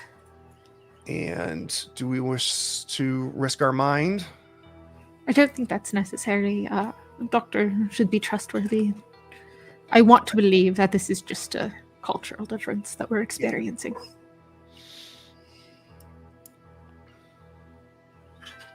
You're a big fan of the two. He definitely has no bedside matter. You feel like he should be focused on those wounds on her stomach. He doesn't seem to be. He seems to be very focused on her face, her head, checking her ears, checking her eyes. You catch him smelling her breath. You also, he sits her up on the table and tickles both of her feet. And when she laughs and reacts, you hear under his breath, he goes, "That's good. That's good." Doctor, what are you looking for? Just making sure the child is okay. I have to say, as far as these injuries on the stomach, a thorn bush or something, I don't know, maybe it's odd for sure, but there's nothing that makes me think that she's not in good health. I think It's awfully symmetrical for a thorn bush, don't you think? it's Miss, I agree. It is odd, but I don't have much more information to go with. The child seems to be reacting well. Seems to have emotions and feelings. That's good. She seems fine. I would imagine she's exhausted. It's awfully late for a child this age. Yes, well, we were intending to get her to bed. We were just keeping her up for your examination this evening. So if that will be all, Doctor. No, of course, and by all means, something changes, come into town. My surgery is there, right downtown, and and if it's after hours like this, just give a knock at the door, just like you had your groundsman do. Well, we appreciate you coming out all this way at such a late hour. And please, let's try to get the child to sleep at a reasonable hour, so she can rest up, and let's maybe keep a little better track of our child, so she doesn't wander off. Thank you, Doctor. Thank you, Doctor. I'll take you out. You see Sebastian's holding Nighty. Thank goodness. Look, Evie. Perfect. Now we have everything we need, and we can come upstairs to bed. She does not make it to the top of the stair. As you were carrying her, by the time you reach the top of the stair, she is snoring on your shoulder. I'll tuck her into her bed and put her little animal beside her, tuck it in next to her, and sit down on the edge of the bed, waiting to hear the door close downstairs. Make sure that we're all alone and safe. Just sit and listen to her breathing. Sebastian, as your wife takes the child up, you kind of wander into the hall and by the sitting room. Cynthia's there. She's got a book in front of her, and a candle going, but she's obviously not reading. She seems upset. Do I still have the doctor with me? No, doctor. I thought I was walking him out the door. I assume you did. Yeah. Did you want to say something to the doctor? I apologize. Please. But I'll come back. I'm going to see her and come back to her. Okay. Yep. Okay. Yeah. So getting him out the door, and then I go a few feet beyond the door, knowing how good my wife's ears are. And I ask, Doctor, you did. Thank you very much for coming out this time of night. Obviously, if we need to pay you for this visit, just let us know. You'll have a running account. Don't worry. You mentioned it's good that she still has emotions and feelings. Is that a common Scottish dilemma that we have not heard of before? No, like reactions, right? Sometimes if a child maybe hit its head, it could dull the child's mind, and the reflexes would be down. You wouldn't see a range of reactions. That's all. Okay, so that was just in reference if there's some sort of head injury. And I checked your child's head. It's perfectly fine. Amply, yes. All right. Thank you, Doctor. And then I imagine I turn back and Menzies is still there. Yeah, he hasn't moved. He's just standing there waiting for orders. Okay, Menzies, thank you for waiting. I just wanted to take a moment and say, hey, this is it's your first day working with us, and already it has gone quite strange. Thank you very much for going to get the doctor. I certainly hope that this is not a normal occurrence, and I very much appreciate you helping us with this. And again, is there anything you need to get yourself settled, or? No, Master Belfour, but I will tell you, I'm not from here, but I'm from these people, and just know, it just takes them a little while to warm up to strangers. You are not only not from here, but you're an ocean away. So I ask maybe that I can tell you're frustrated, but just be patient. I'm sure the people here are good. They just take a bit.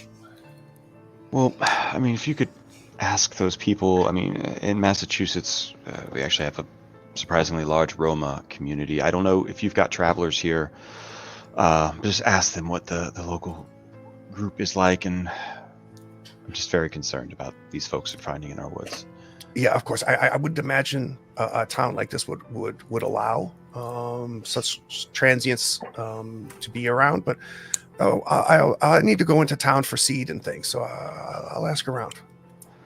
Thank you. And then I go to my third NPC.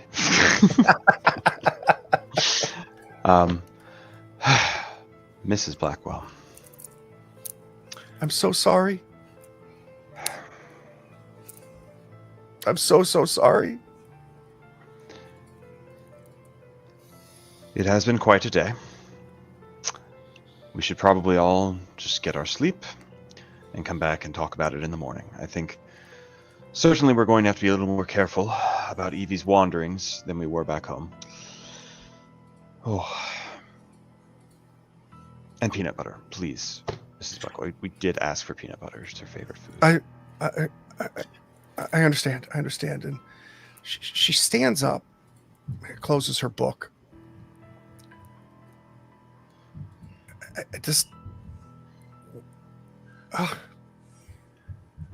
Why does it feel like we're really alone here?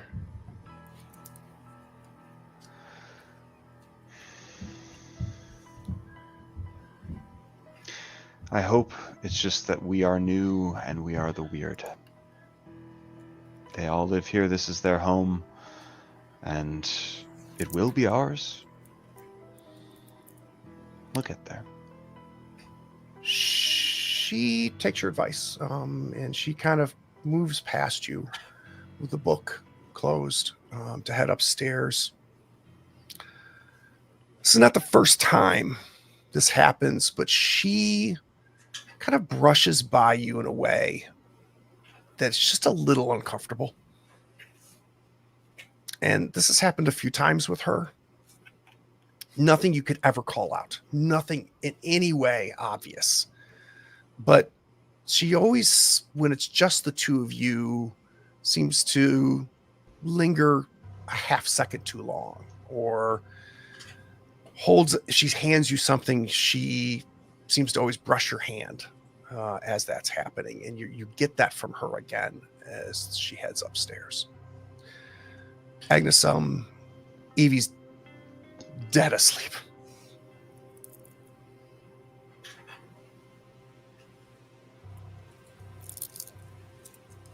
I don't want to take my eyes off of her, to be honest, but I also want to have words with my husband. It's been a long day, and the two of us need to speak about what's happened, because I know that we're both experiencing things that aren't quite normal, and we need to figure out what we're going to do next. Do you want to where do you think that happens? Do you think that happens up in the bedroom, maybe back down in the kitchen? Where do you think that occurs? I'll go down to the kitchen. I don't want to be speaking loudly in the bedroom area when everyone else is trying to rest. So, Yeah, and I'll as keep you... Evie's go ahead. door open there, just in Got it. case, so that we can peek up the stairs. And Cynthia's room is right next. And the light is... she obviously has a lantern on, because you can see light coming out from under her room. So you head back downstairs into the kitchen. Where does she find you, Sebastian? Down in the kitchen with her drink mixed. You know me so well. We are practicing. You asked that I help you in this way. Some things never change. So, it didn't take long for us to have a bit of an experience.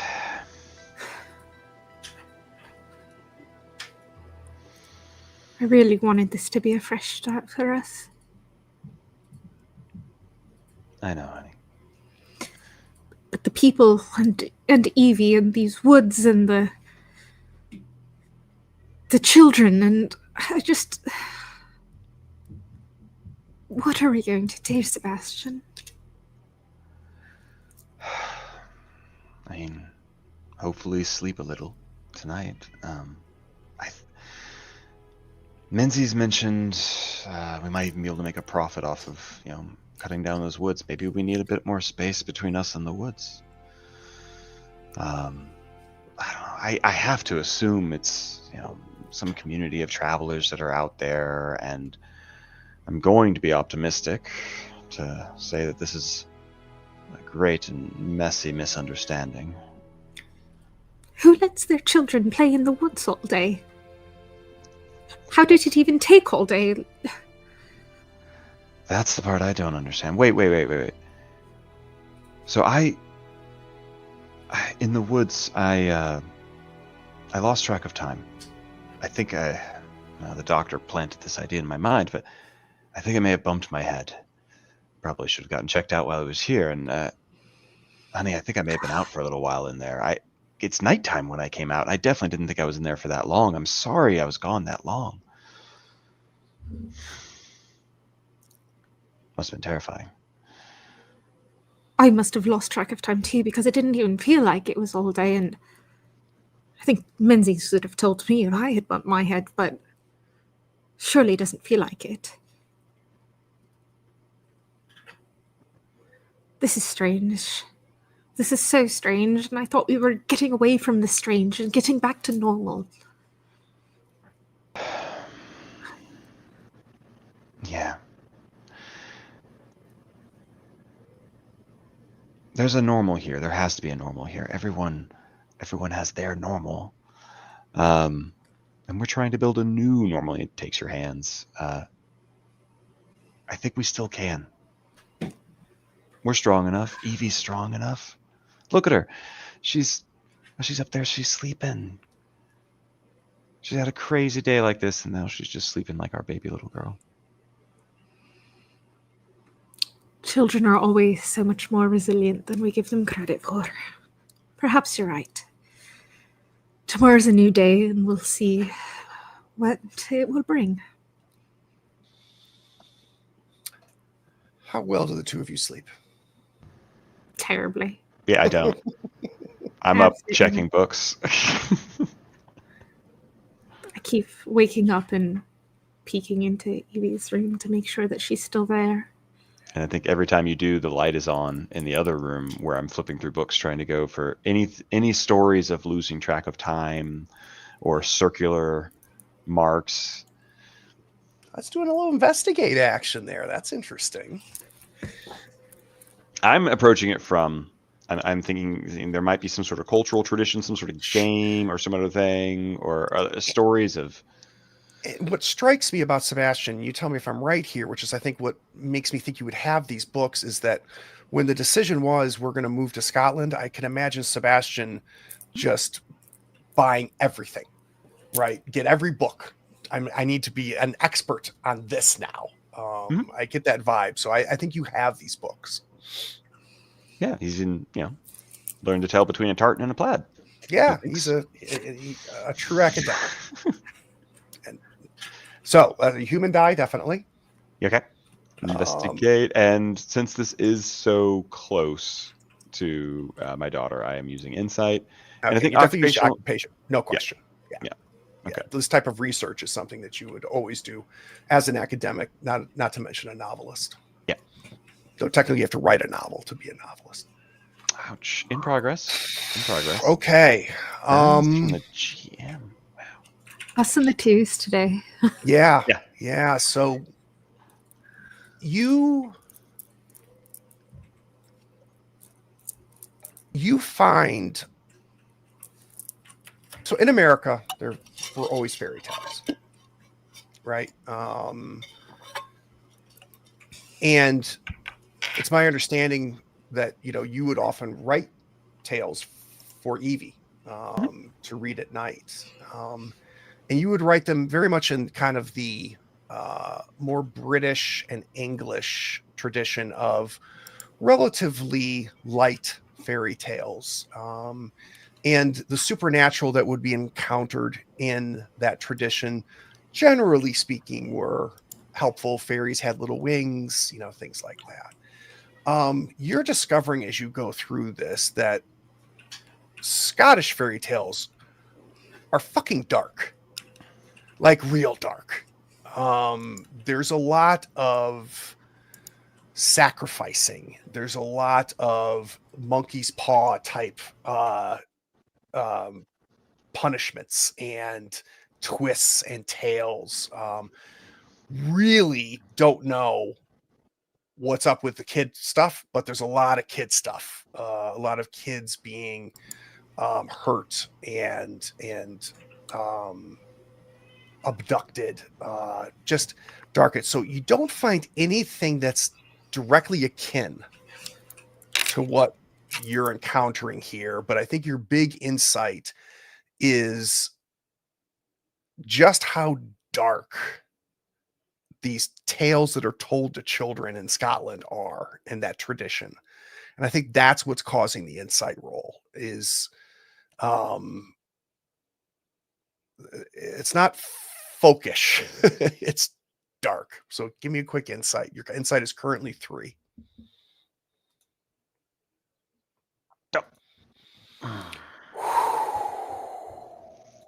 All right.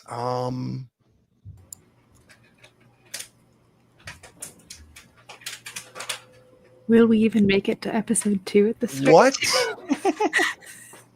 Solo episode for you. As you close the books, as sleep is starting to win, exhaustion is starting to win, Sebastian.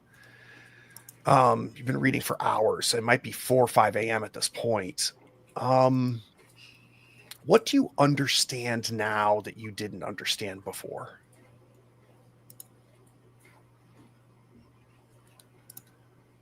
Understand now that I didn't understand before.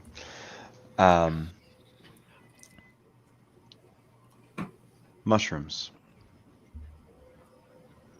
She was playing on mushrooms and playing in leaves, and they don't grow that big. And in these tales, I'm reading of fae and smaller creatures and things like that, and it's coming together that she was telling pieces of these fairy tales, and these are the books that I haven't read to her. Yeah, there's definitely that connection. Do you make it to bed or do you fall asleep at your desk? I think I pass out sitting in the rocking chair where we found the doll. When it occurs to me, I really didn't see that doll when we came back.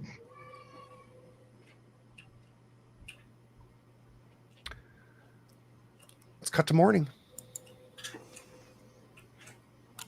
Agnes, you're definitely up first. I barely slept a wink. How could I not be the first to rise? I check on Evie first to make sure that she is still in her bed and asleep, and thank goodness she is. Yeah, and you don't make a lot of noise while you're in there, but you make just enough noise that she wakes up. I'll kiss her forehead and tell her that it's early yet and that she can rest. Well, but you said I get to go to school today. Are you sure you still are up for it after all of the adventure last night, my dear? I don't know if you've had nearly enough sleep to go to school. Well, you said I'd make new friends at school, and that I would like the teacher. That's true. Well, why don't you come along downstairs and we'll get some breakfast into you and see how you're feeling. And I'll take her by the hand and lead her downstairs. She doesn't normally do this, but Cynthia's making everybody breakfast when you get down there. Well, good morning to you, Cynthia. Good morning, Agnes. And she kind of mouths at you. I'm so sorry. It's okay. It's all right. Everybody's all right.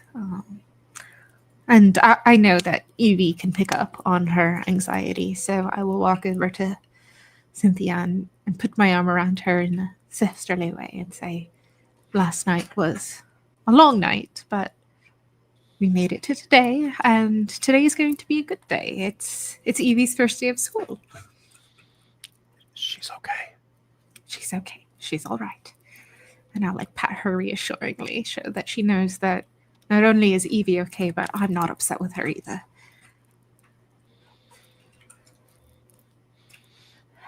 Sebastian, Has what anyone time? seen Sebastian? Yeah, by the way, it's cold in Scotland. At 6 in the morning on a rocking chair outside. Out on the porch.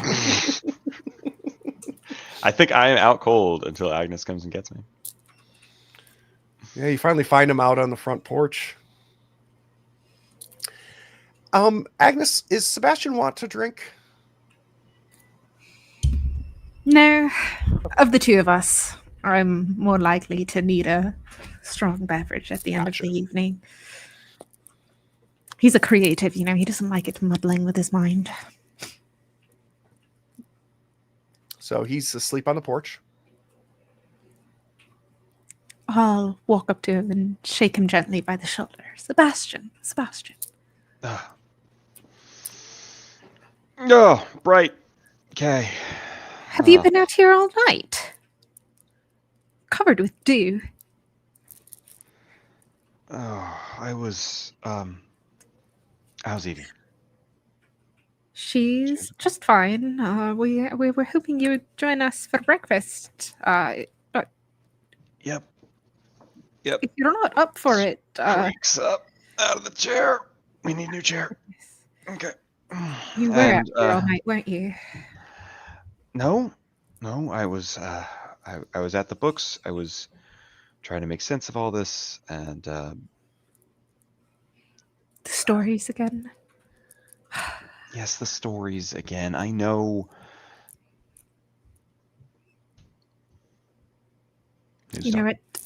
New start. Today's a new day, and it's Evie's first day of school. Yeah. We are not going to mess this up. School. Yes. Can't have forgotten. It was a bit of a day yesterday. Okay. We'll get her If we're going to do this, we're going to do this together. Come along. I need Can you do on my this. team. Yep. All right. Follow her in. So have breakfast. Evie's really excited about going to school. She keeps asking you to remind her the teacher's name, Mrs. Alexander, and you keep saying to her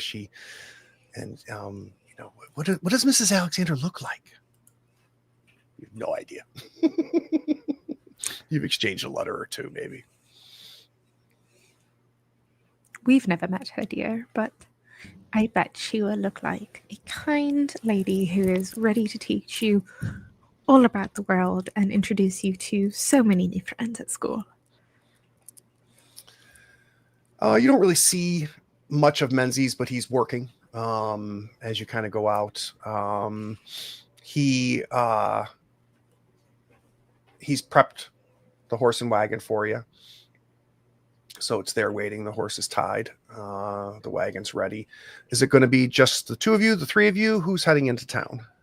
we should all go together as a family. And of course, Cynthia needs to come along too. She should meet who Evie's going to be spending her day with and be familiar with the pickup routines in case we send her. And we're doing this together. That's right. New starts, right? So the four of you ride in. Yesterday was a lot. But I have to say, you got the low peat fog, uncharacteristically sunny this morning. And I think this 2-3 kilometer slow wagon ride, this place is beautiful. This ride into town, it is pretty damn breathtaking. You're not near the highlands. It's very flat. There's tons of fields. Birds. Just a nip in the air that means you need to wear just a coat, but you get into town. It is not much more than a one-road village. The buildings are very, very old. There's not a mixture of styles. It feels just like this village has always just been here. You see like a shop that appears to also be a post. There's a pub. You can see the constable's office. It seems like in many of these cases, we've got a first floor situation with housing above it. You see the doctor's surgery there, and just as he described, he lives, above it. And towards the edge, as you travel through town, and by all means, stop me as I'm narrating this. We can do anything. We get to the schoolhouse. It's a one-room schoolhouse, and there's just one horse tied, and the door is open to let air breathe through as you guys stop the wagon. I'll murmur over to Sebastian that this is a little different than what we're used to, but it'll have to do. Little adventure, new start. We'll tie up the horses so that we can all exit the wagon together and invite Cynthia to follow along with us so that we can introduce her to Miss Alexander as well. Mommy, this is the school? Yes, darling. Well, schools look a little different here in Scotland, but you'll all get to sit with all of your friends in one big room and learn together. It's going to be wonderful. Just you wait and see. I know it's not what you're used to, but different can be good, remember? As you're walking up to the schoolhouse, like I mentioned, the door is open. You can see this pretty sizable one-room schoolhouse. There are chairs and desks. The students have their back to the door, and at the front, which you assume is Ms. Alexander, is up front with a chalk on the board. You can see that there's maybe 10 kids. Looks like the youngest could be a year or two younger than Evie. And there's at least one or two children that are maybe mid-teens. So you've got quite a range here. She seems to have different types of math up on the board. I think trying to teach the entire room at the level as they're going. As you get close, she goes, okay, kids, why don't we do a bit of a recess? You can play back in the yard. We've got new visitors that I need to speak with. And Miss Alexander is a elderly woman. She has white hair pulled back into a very tight bun. She wears an apron. with the chalk that's all over it, you can understand why she wears it. She has a bit of a crook to her stature. She can't be much taller than 5 foot. Her age has gnarled her fingers a bit, and she kind of waves you in. I'll take the lead here since we're in a space that I'm comfortable with, and I'll walk up to Mrs. Alexander and stick out my hand to shake hers. Introduce myself. You may remember me from my letters. Agnes Balfour. Yep, Miss Balfour. Yeah. No, of course. Of course. This is my husband, Sebastian, my daughter, Eveine, and our nanny, our governess, Cynthia Blackfield. Both of you are overwhelmed by the smell of gin on her breath. I'm very happy that you're here, and I understand you're a teacher. Yes. Back in the Americas? Back in America, I was a teacher, indeed. A little different from this sort of setup, you understand, but the same profession. I've always wanted to separate the children and have more focused small. Do you have an interest in teaching now that you're here? We're still getting settled in, Miss Alexander. I'm not quite looking for a job at this time, but it's good to know that the option is there. If Sebastian and I want to go that route, I appreciate the offer. Do you have all quite in hand here, Miss Alexander? I mean, it seems like there's a large age gap with all the different children. It's a lot. It's since my husband died. I came here about 2 years ago, and I'm doing the best I can. It's a lot of children. It's a lot of children. Well, do you even have room? room? Ahead, please. Do you have room for Evie? Can she meet the other children? Oh, of course. No, of course. I'd like to spend a little time with her if that's okay, and just get a sense of where she is with her letters and ciphers. And Of course. Sebastian, I need an insight roll as this conversation's happening, please. Not even acting, I'm going insane. Okay. No, not insight. I'm sorry. I did not mean insight. I said insight, and that's not what I meant. Investigate is what I meant. Okay. I clicked the roll. I'm like, all right, let's see how that goes. You notice the mouth on the back of her head. Well. Definitely human die. I think occupation will fit for this. Okay. It's what you're noticing in the classroom. Okay. But I don't think I'm exerting any particular I don't think insight. so. I don't think you want to risk your brain here. No. There Well, we go. About that brain. All right. I knew I picked him for a reason. Yeah. You're not going to need an insight roll here, but it's going to be you pick up on something. But I'll spare you the insight roll. You, I'm imagining, are kind of wandering a little bit, catching the conversation. I think it's been very clear Agnes is taking the lead here and having this conversation. Maybe you're processing the fact that it is 7:30 in the morning and this woman smells like a distillery. It's interesting how she's organized the classroom, matches the heights of the kids as you're walking up. Seems to be from kind of left to right, oldest to youngest. You're looking at some of the books and the slates. And the older kids look to be doing some algebra maybe. And some geometry.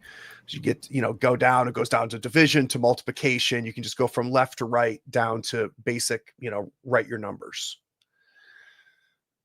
In one of the middle rows, though, where you would expect Evie would be based on the ages of the other kids, looks like that they're doing, some like double digit addition, which surprisingly kind of lines up with what she was learning in Massachusetts. And I imagine that's somewhat reassuring. It doesn't appear that Evie's walking into anything that's beyond her or below her at this point. What's odd is at one of the desks where a kid was sitting, so you can't place now who that kid was, there's a slate. That's been a while. But that looks like beginner calculus.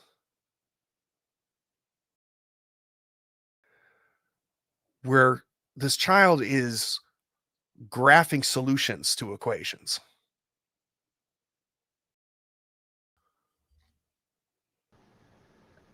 So I imagine I'm sort of perusing this while Agnes is talking to the teacher. I'm doing the scouting while she's doing the investigation, the talking. And she always has everything so organized, but also she has rather clearly set me on a mission to look for certain things when I walk into a classroom, which is why I get a 6. Excellent. I'm following instructions. But that also means that when I hit the calculus, not only is it weird, but like I will react in a way that Agnes probably catches. It's like something. The scout has spotted something wrong. But then I think back to like, my friend, Bernie, who does math back at Cambridge, and, the sort of stuff I would see up on his wall when we came around for, chat. And I mean, this is really weird. This is way too high level for, any of the other kids right in the area. And so I'll reach out. I'm blanked on the teacher's name, unfortunately. Miss Alexander. Miss Alexandra, I'm quite impressed, and I'll hold up the slate so that Agnes can see it too. Oh. Yes, that's Maggie's. Maggie does calculus. Is that what that is? This seems about Surely right. looks like calculus to me. Is that not what you were teaching her? No, no. She's a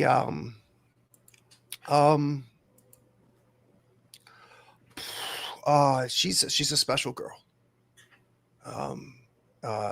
She's ahead of the kids.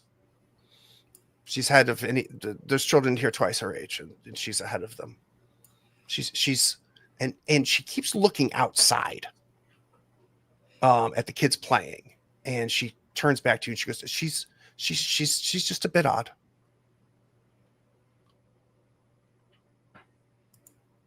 Mommy, can I go out and play? I can go with her, Cynthia says. As long as Mrs. Alexander doesn't need to evaluate her for anything. She should meet the kids. Perhaps we could all go out together then. Yes, I'll be right out. And I'll give Sebastian a look, as in he knows that he's supposed to wait and be the last one out of this building. Yes, I continue puttering. Okay. She's puttering too. We've got a bit of a putter off happening. She's definitely waiting for you to leave. What do I roll to out putter this woman? She's, straightening pencils now, and so, Mr. Belfort, tell what brings you Americans to. Did you purchase the Rambles? It was a spot of inheritance, actually, but it's pretty well timed. We were looking for a change of place and a lovely new community for Eveine. So very excited about all of that. Are you local? Did you grow up here yourself? No. I'm from up north. Just came here just to finish things out after my husband died. Oh. Slowly making it my home. Well, it can be hard, that sort of transition. But hey, I don't want to leave the children waiting too long. Should we just head on out? Yes, of course. And she keeps glancing to her desk. No. Yes, I'll go out with you. Yeah, sure. You all make it outside. So everybody's playing by age group. There's kind of like basically like two groups of kids, right? There's the older kids and then the younger kids. And the kids that are in Evie's age range, the 7, 8, 9, some of them are in one group, some of them are another. There's another little girl sitting on a stump.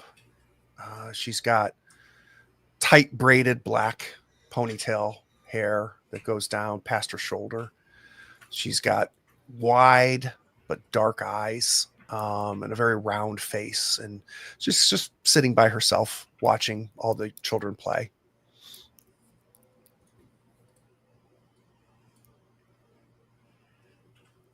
Evie, would you like to introduce yourself to anyone out here? And she points to the kids. They look to be playing like some sort of jacks with a ball. She goes, can I learn that game? That'd be great, honey. Yeah, go on up. Go say hi. She runs off, and just the way that Evie is, just instant friends, instantly brought into the circle. The kids are teaching her how to play this game. Older kids have some sort of like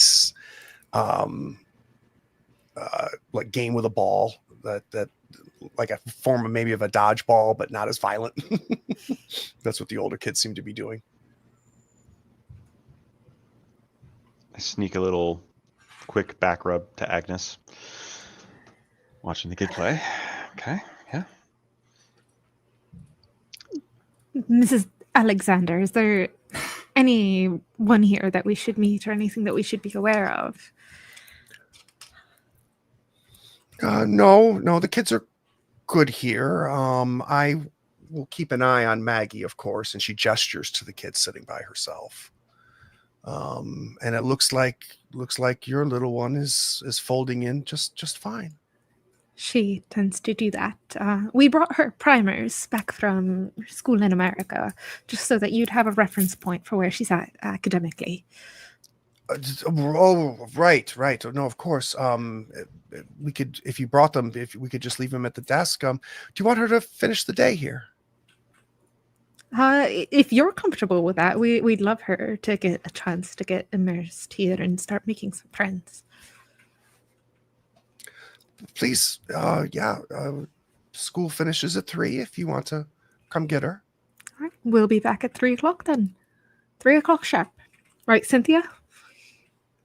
She gives you a nod. What do we tell Evie? Oh. Hey, honey. And I'll go over to the Jack's game. I don't want to interrupt. I just lean over, whispering, hey, honey, looks like this game's going great. So you good to stay for a bit? Spend the day meeting these friends? Yeah, Dad. Yep. And she's kind of like, get away. Okay. All right. We'll be back. 3:00, end of school. You can send somebody for us if you need to. They know how to find us. Okay. And lunch is over there, and here's your food. And your backpack will be in the room. Yeah. Cynthia mentions as you guys kind of wrap up, head back towards the wagon. Cynthia mentions maybe stopping by the shop, pick up things for dinner tonight. And some odds and ends maybe for the house. Yeah. What other plans do we have for the day? Are we going to hang out here in town for the next, 5-6 hours before school's out, or how long is it to get from town to our home? Takes you like 45 minutes.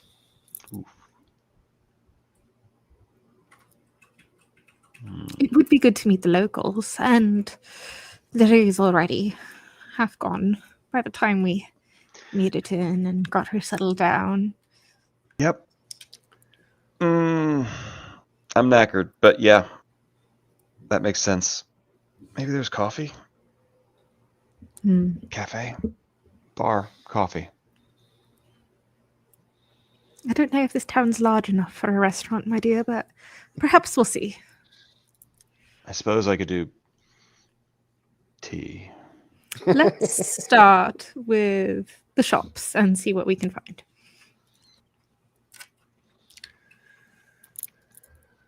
So, like I said, there's the church. You got the pub called the Tatty Boggle. You've got the constable station, the doctor's surgery, the primary school, the village shop. Like a lot of these villages, it's everything. And a post, groceries, things like that. Where to?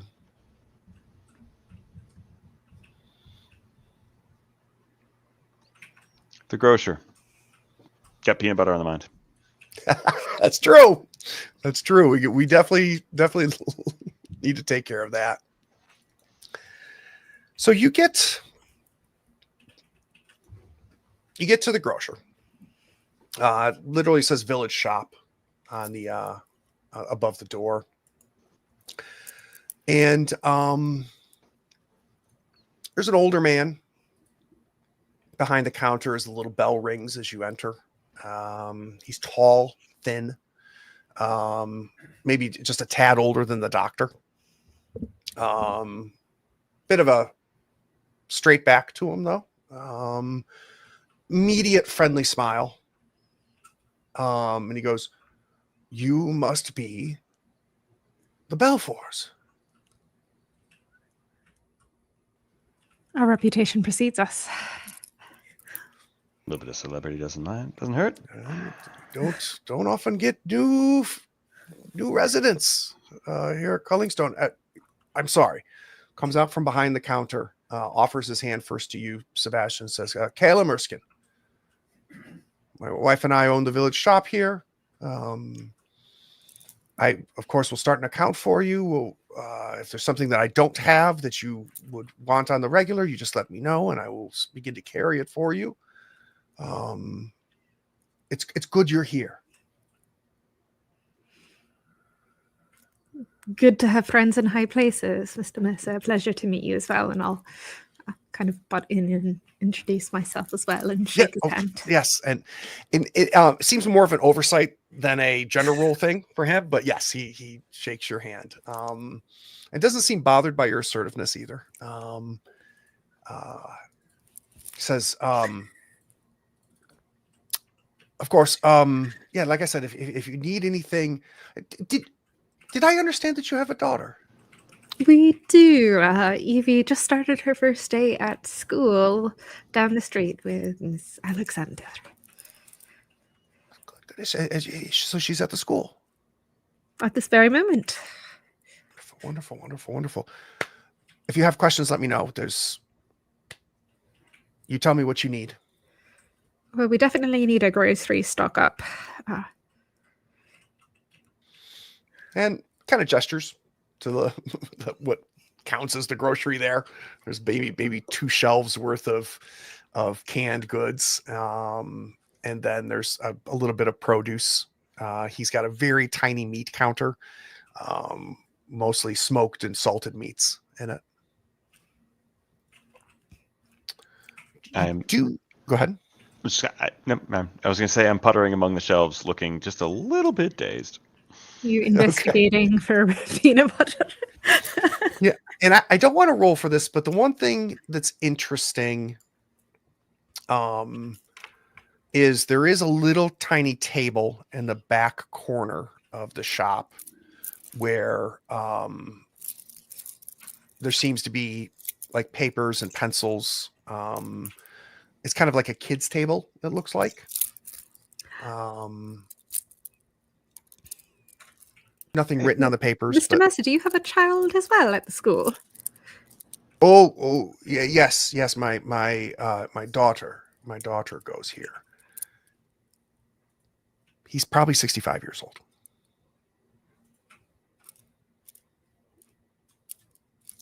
What's your daughter's name? Perhaps our daughters will become friends. Oh, my daughter's Maggie, Miss Balfour. Oh, quite a bright young one then, isn't she? You met her? Oh, we didn't get to meet her in person, but we did see her calculus. She seemed nice. Yeah, she's very nice. She's very nice. Is your wife around? We'd love to meet her as well. Well, she's upstairs at the moment. Doesn't get out and about much anymore. But I'm sure at some point you might meet her. But I'm sure she's sleeping at this point. I'm sorry. Oh, not a problem at all. Just wanted to introduce ourselves to our new neighbors and all. What was a very warm man when you walked in has become very uncomfortable. He seems awkward, seems to want to end conversations as quickly as possible. His answers are shorter than they were before Maggie was mentioned.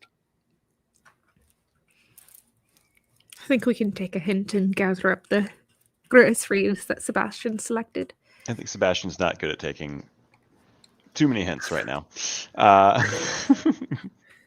He'll wander a little deeper into the safe. So I saw on the back, towards the back, there's an area where Maggie's been doing homework, and I'm still looking for peanut butter, which I'm never going to find in this grocery. And so I want to wander close enough and just glance down, look at the papers. Neatly stacked, nothing drawn on them. And now understanding Maggie, that's about, a size, and Maggie appeared to be about 80, maybe a year older than Evie. So everything adds up, except the fact that she's 8 and has him as a father. Mm. Who knows? Maybe Miss Erskine is. I'd like to glance around, Okay, and see, is there any evidence of books, tutoring, or extra education this child is getting? 'Cause it is a bit of a curiosity. No roll. No, there's nothing. Just practice space. Okay. Yeah. You do find the curtain at the back of the shop, which you would anticipate would lead to the back room, possibly to the staircase, to the living area. He would see, though, if you did anything along there. Bit much that, yeah. Okay. I think I'll turn around and take a few not so subtle eyebrow raises from my wife and go, oh, right. Okay. And we've got our selection. He writes it all down in a book. Says, I've started an account. It's nice if you pay and settle it, once a month. Of course, that shouldn't be a problem at all. Is it possible to put an order in for that peanut butter, Mr. Messer? Oh, right. Thank you. He walks around back of the corner, goes to the shelf, and he goes, I have peanut butter. Oh. Right. Man. Brings it over, adds it to the ledger. Thank you kindly. I appreciate it. One of the older boys comes in the shop. Mr. and Mrs. Belfour, we need you to come to the school. Something wrong? What is it? Yeah, hurry, please. I'll keep these for you. You leave the groceries there. No, don't even get back on the horse, right? Just run. Maybe it's 400 or 500 yards, but you can see the schoolhouse. It's a little bit higher up on the town road. You get to the classroom. It's empty. And there's a crowd of kids still playing outside. And you can see the doctor. And you see Miss Alexander. Hurry, the little boy says. We'll run up to it as fast as we possibly can. What is it? What's happened? Everybody is kind of circled around Evie. She's laying on the ground. arm.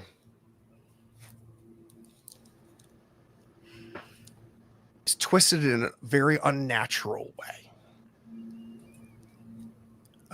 Sebastian and Agnes, neither of you are doctors, but I think you very quickly can surmise that her shoulder has been dislocated. The doctor looks up and goes, I'm glad you're here. And as you're standing there looking down at your daughter, all the kids are around. Miss Alexander's giving them space. Except sitting on the stool, still separate from everybody, is Maggie. Let's go to credits.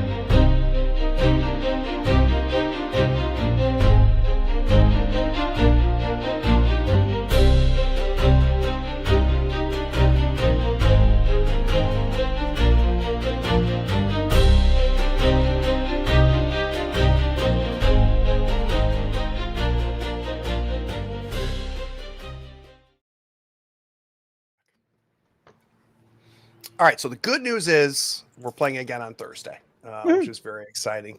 Z, thank you for that support. Thoughts, stars, and wishes. Let's start with you, D. First time playing Cthulhu Dark, I believe, right? It is. It is. You mentioned, I think, during the break that you really are enjoying a small table. So I'd like to hear what that means. For sure. So the last few games that I've played have been with 5 or 6 players about, and while they had very fun and diverse stories with lots of input from different people, I feel like Jesse and I have been able to build off of each other really well, both in our pre-work and our session today. So I'm really enjoying having just, I guess, a more intimate story, a more like one where I feel more connected to it, enjoying the system too. What stood out in today's session? So what was maybe a star moment or moments? I think there were a couple of really defining moments that pushed the story along and gave us a lot of background context. But to Sebastian, when he's like, not again, that really added a lot of context to the backstory that we've been playing with offline as well. And excited to see how that develops and continues to grow next session. Me too. So let's tie that to wishes. Is that your wish also? Is there anything else you're wishing for Thursday? I think I want to get a little more into the horror. I want to get a little more into the magic and the weirdness of the world. A lot of this was really great foundational, like, character building and story setting, and I want to see what we can do with the space now that we have it. Excellent. Jesse! Hey! Thoughts, stars, and wishes, my friend. I think it's really cool. I'm enjoying the sort of boutique like space that we're working with. And first time playing a game with you. And so thanks for being a good scene partner and bouncing some things back and forth here. That's a lot of fun. And I also like that, reference that we have some things that we've done, in the background, just some of the build up to the game, but there are already within the first 20 minutes, some hard turns that we took away from directions. A little of that pre-work might have taken us from choices made and how we responded to some of the things happening right away. And then try to go, okay, so, we are a pre-existing partnership. If she's going to be acting that way, what makes sense for me here? with some of the background. So I had fun playing with that, and that was cool. And I think the star moment, I think, was actually, it was weird. It was on the edge of the forest. The weird and why it's a star is because it was quiet as a moment.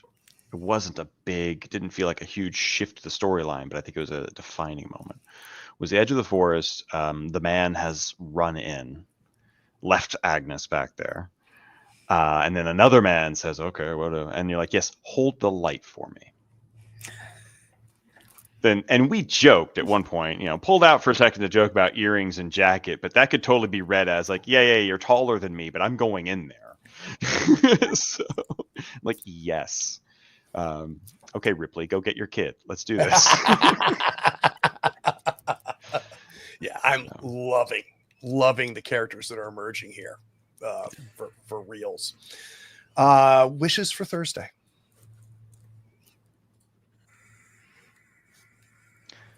I hope we can keep, I'm losing the word, but the cadence. Because, we had the entry and then we jumped into the weird pretty quick and the resolution of the weird. And then we had sort of normalcy and another chance to sort of see who are we in the grocery store? Mm-hmm. Who are we in the grocery store? And now we're back to the weird and the bad. And so being able to keep that, obviously things will escalate from here. And the pacing picks up from here, but being able to have those moments, the down steps where these two characters can be themselves and, look at their relationship is, I think, good. Very, very cool. All right. So like I said, Thursday, make sure you come see us and watch. Hey. What? You missed my buddy here. Mr. Buddy. What are you looking for? Oh, yeah, your thoughts, your stars, your wishes. No. Oh, Craig's not my buddy. No. Oh, no, let's get that straight. I'm missing what you're asking, Jesse. I'm sorry. Well, you asked. I got off what I would like to see next week. Yes. Did I hear for D for the next week? Following up for that. I thought so. I thought Agnes made that clear. I'm hoping for a little more of the weird and just more development. So yeah. I appreciate having a partner that wants to make sure that I'm heard, even if he's not always listening. And I love how the two of you are like, one wants more of the mundane, one wants things to get fucked up, and I like that because I think we'll do both. But it is really about both, right? Because a lot of our relationship development is happening in the normal moments, and a lot of the personal development, the storyline is happening in the weird moments. So I think any good episode is going to have both of those in them, and I just want more. Yeah, and I'm a firm believer when it comes to horror, if it's all weird, then nothing's weird. Yep. You have to have those moments of the mundane, for sure. I'm wishing that Evie would stop getting hurt or disappearing. That's what I'm wishing. This poor little girl has had a day yesterday and seems to be having a day. Yeah, seems to be having a day today. I think my wishes are very similar to yours. I'm very anxious to see. We have a relationship that is strained, but it's very clear to me that you both want this to work, right? So I think that that's huge. And this, what is going to end up being a trial. I'm very interested to see what happens on the other side of it and what it does to the two of you, because it's going to, I think we're going to know pretty quick where this relationship was, and where it might be headed. And it, I don't know. There's some interesting things hanging out there. So, all right. See everybody soon. We're clear.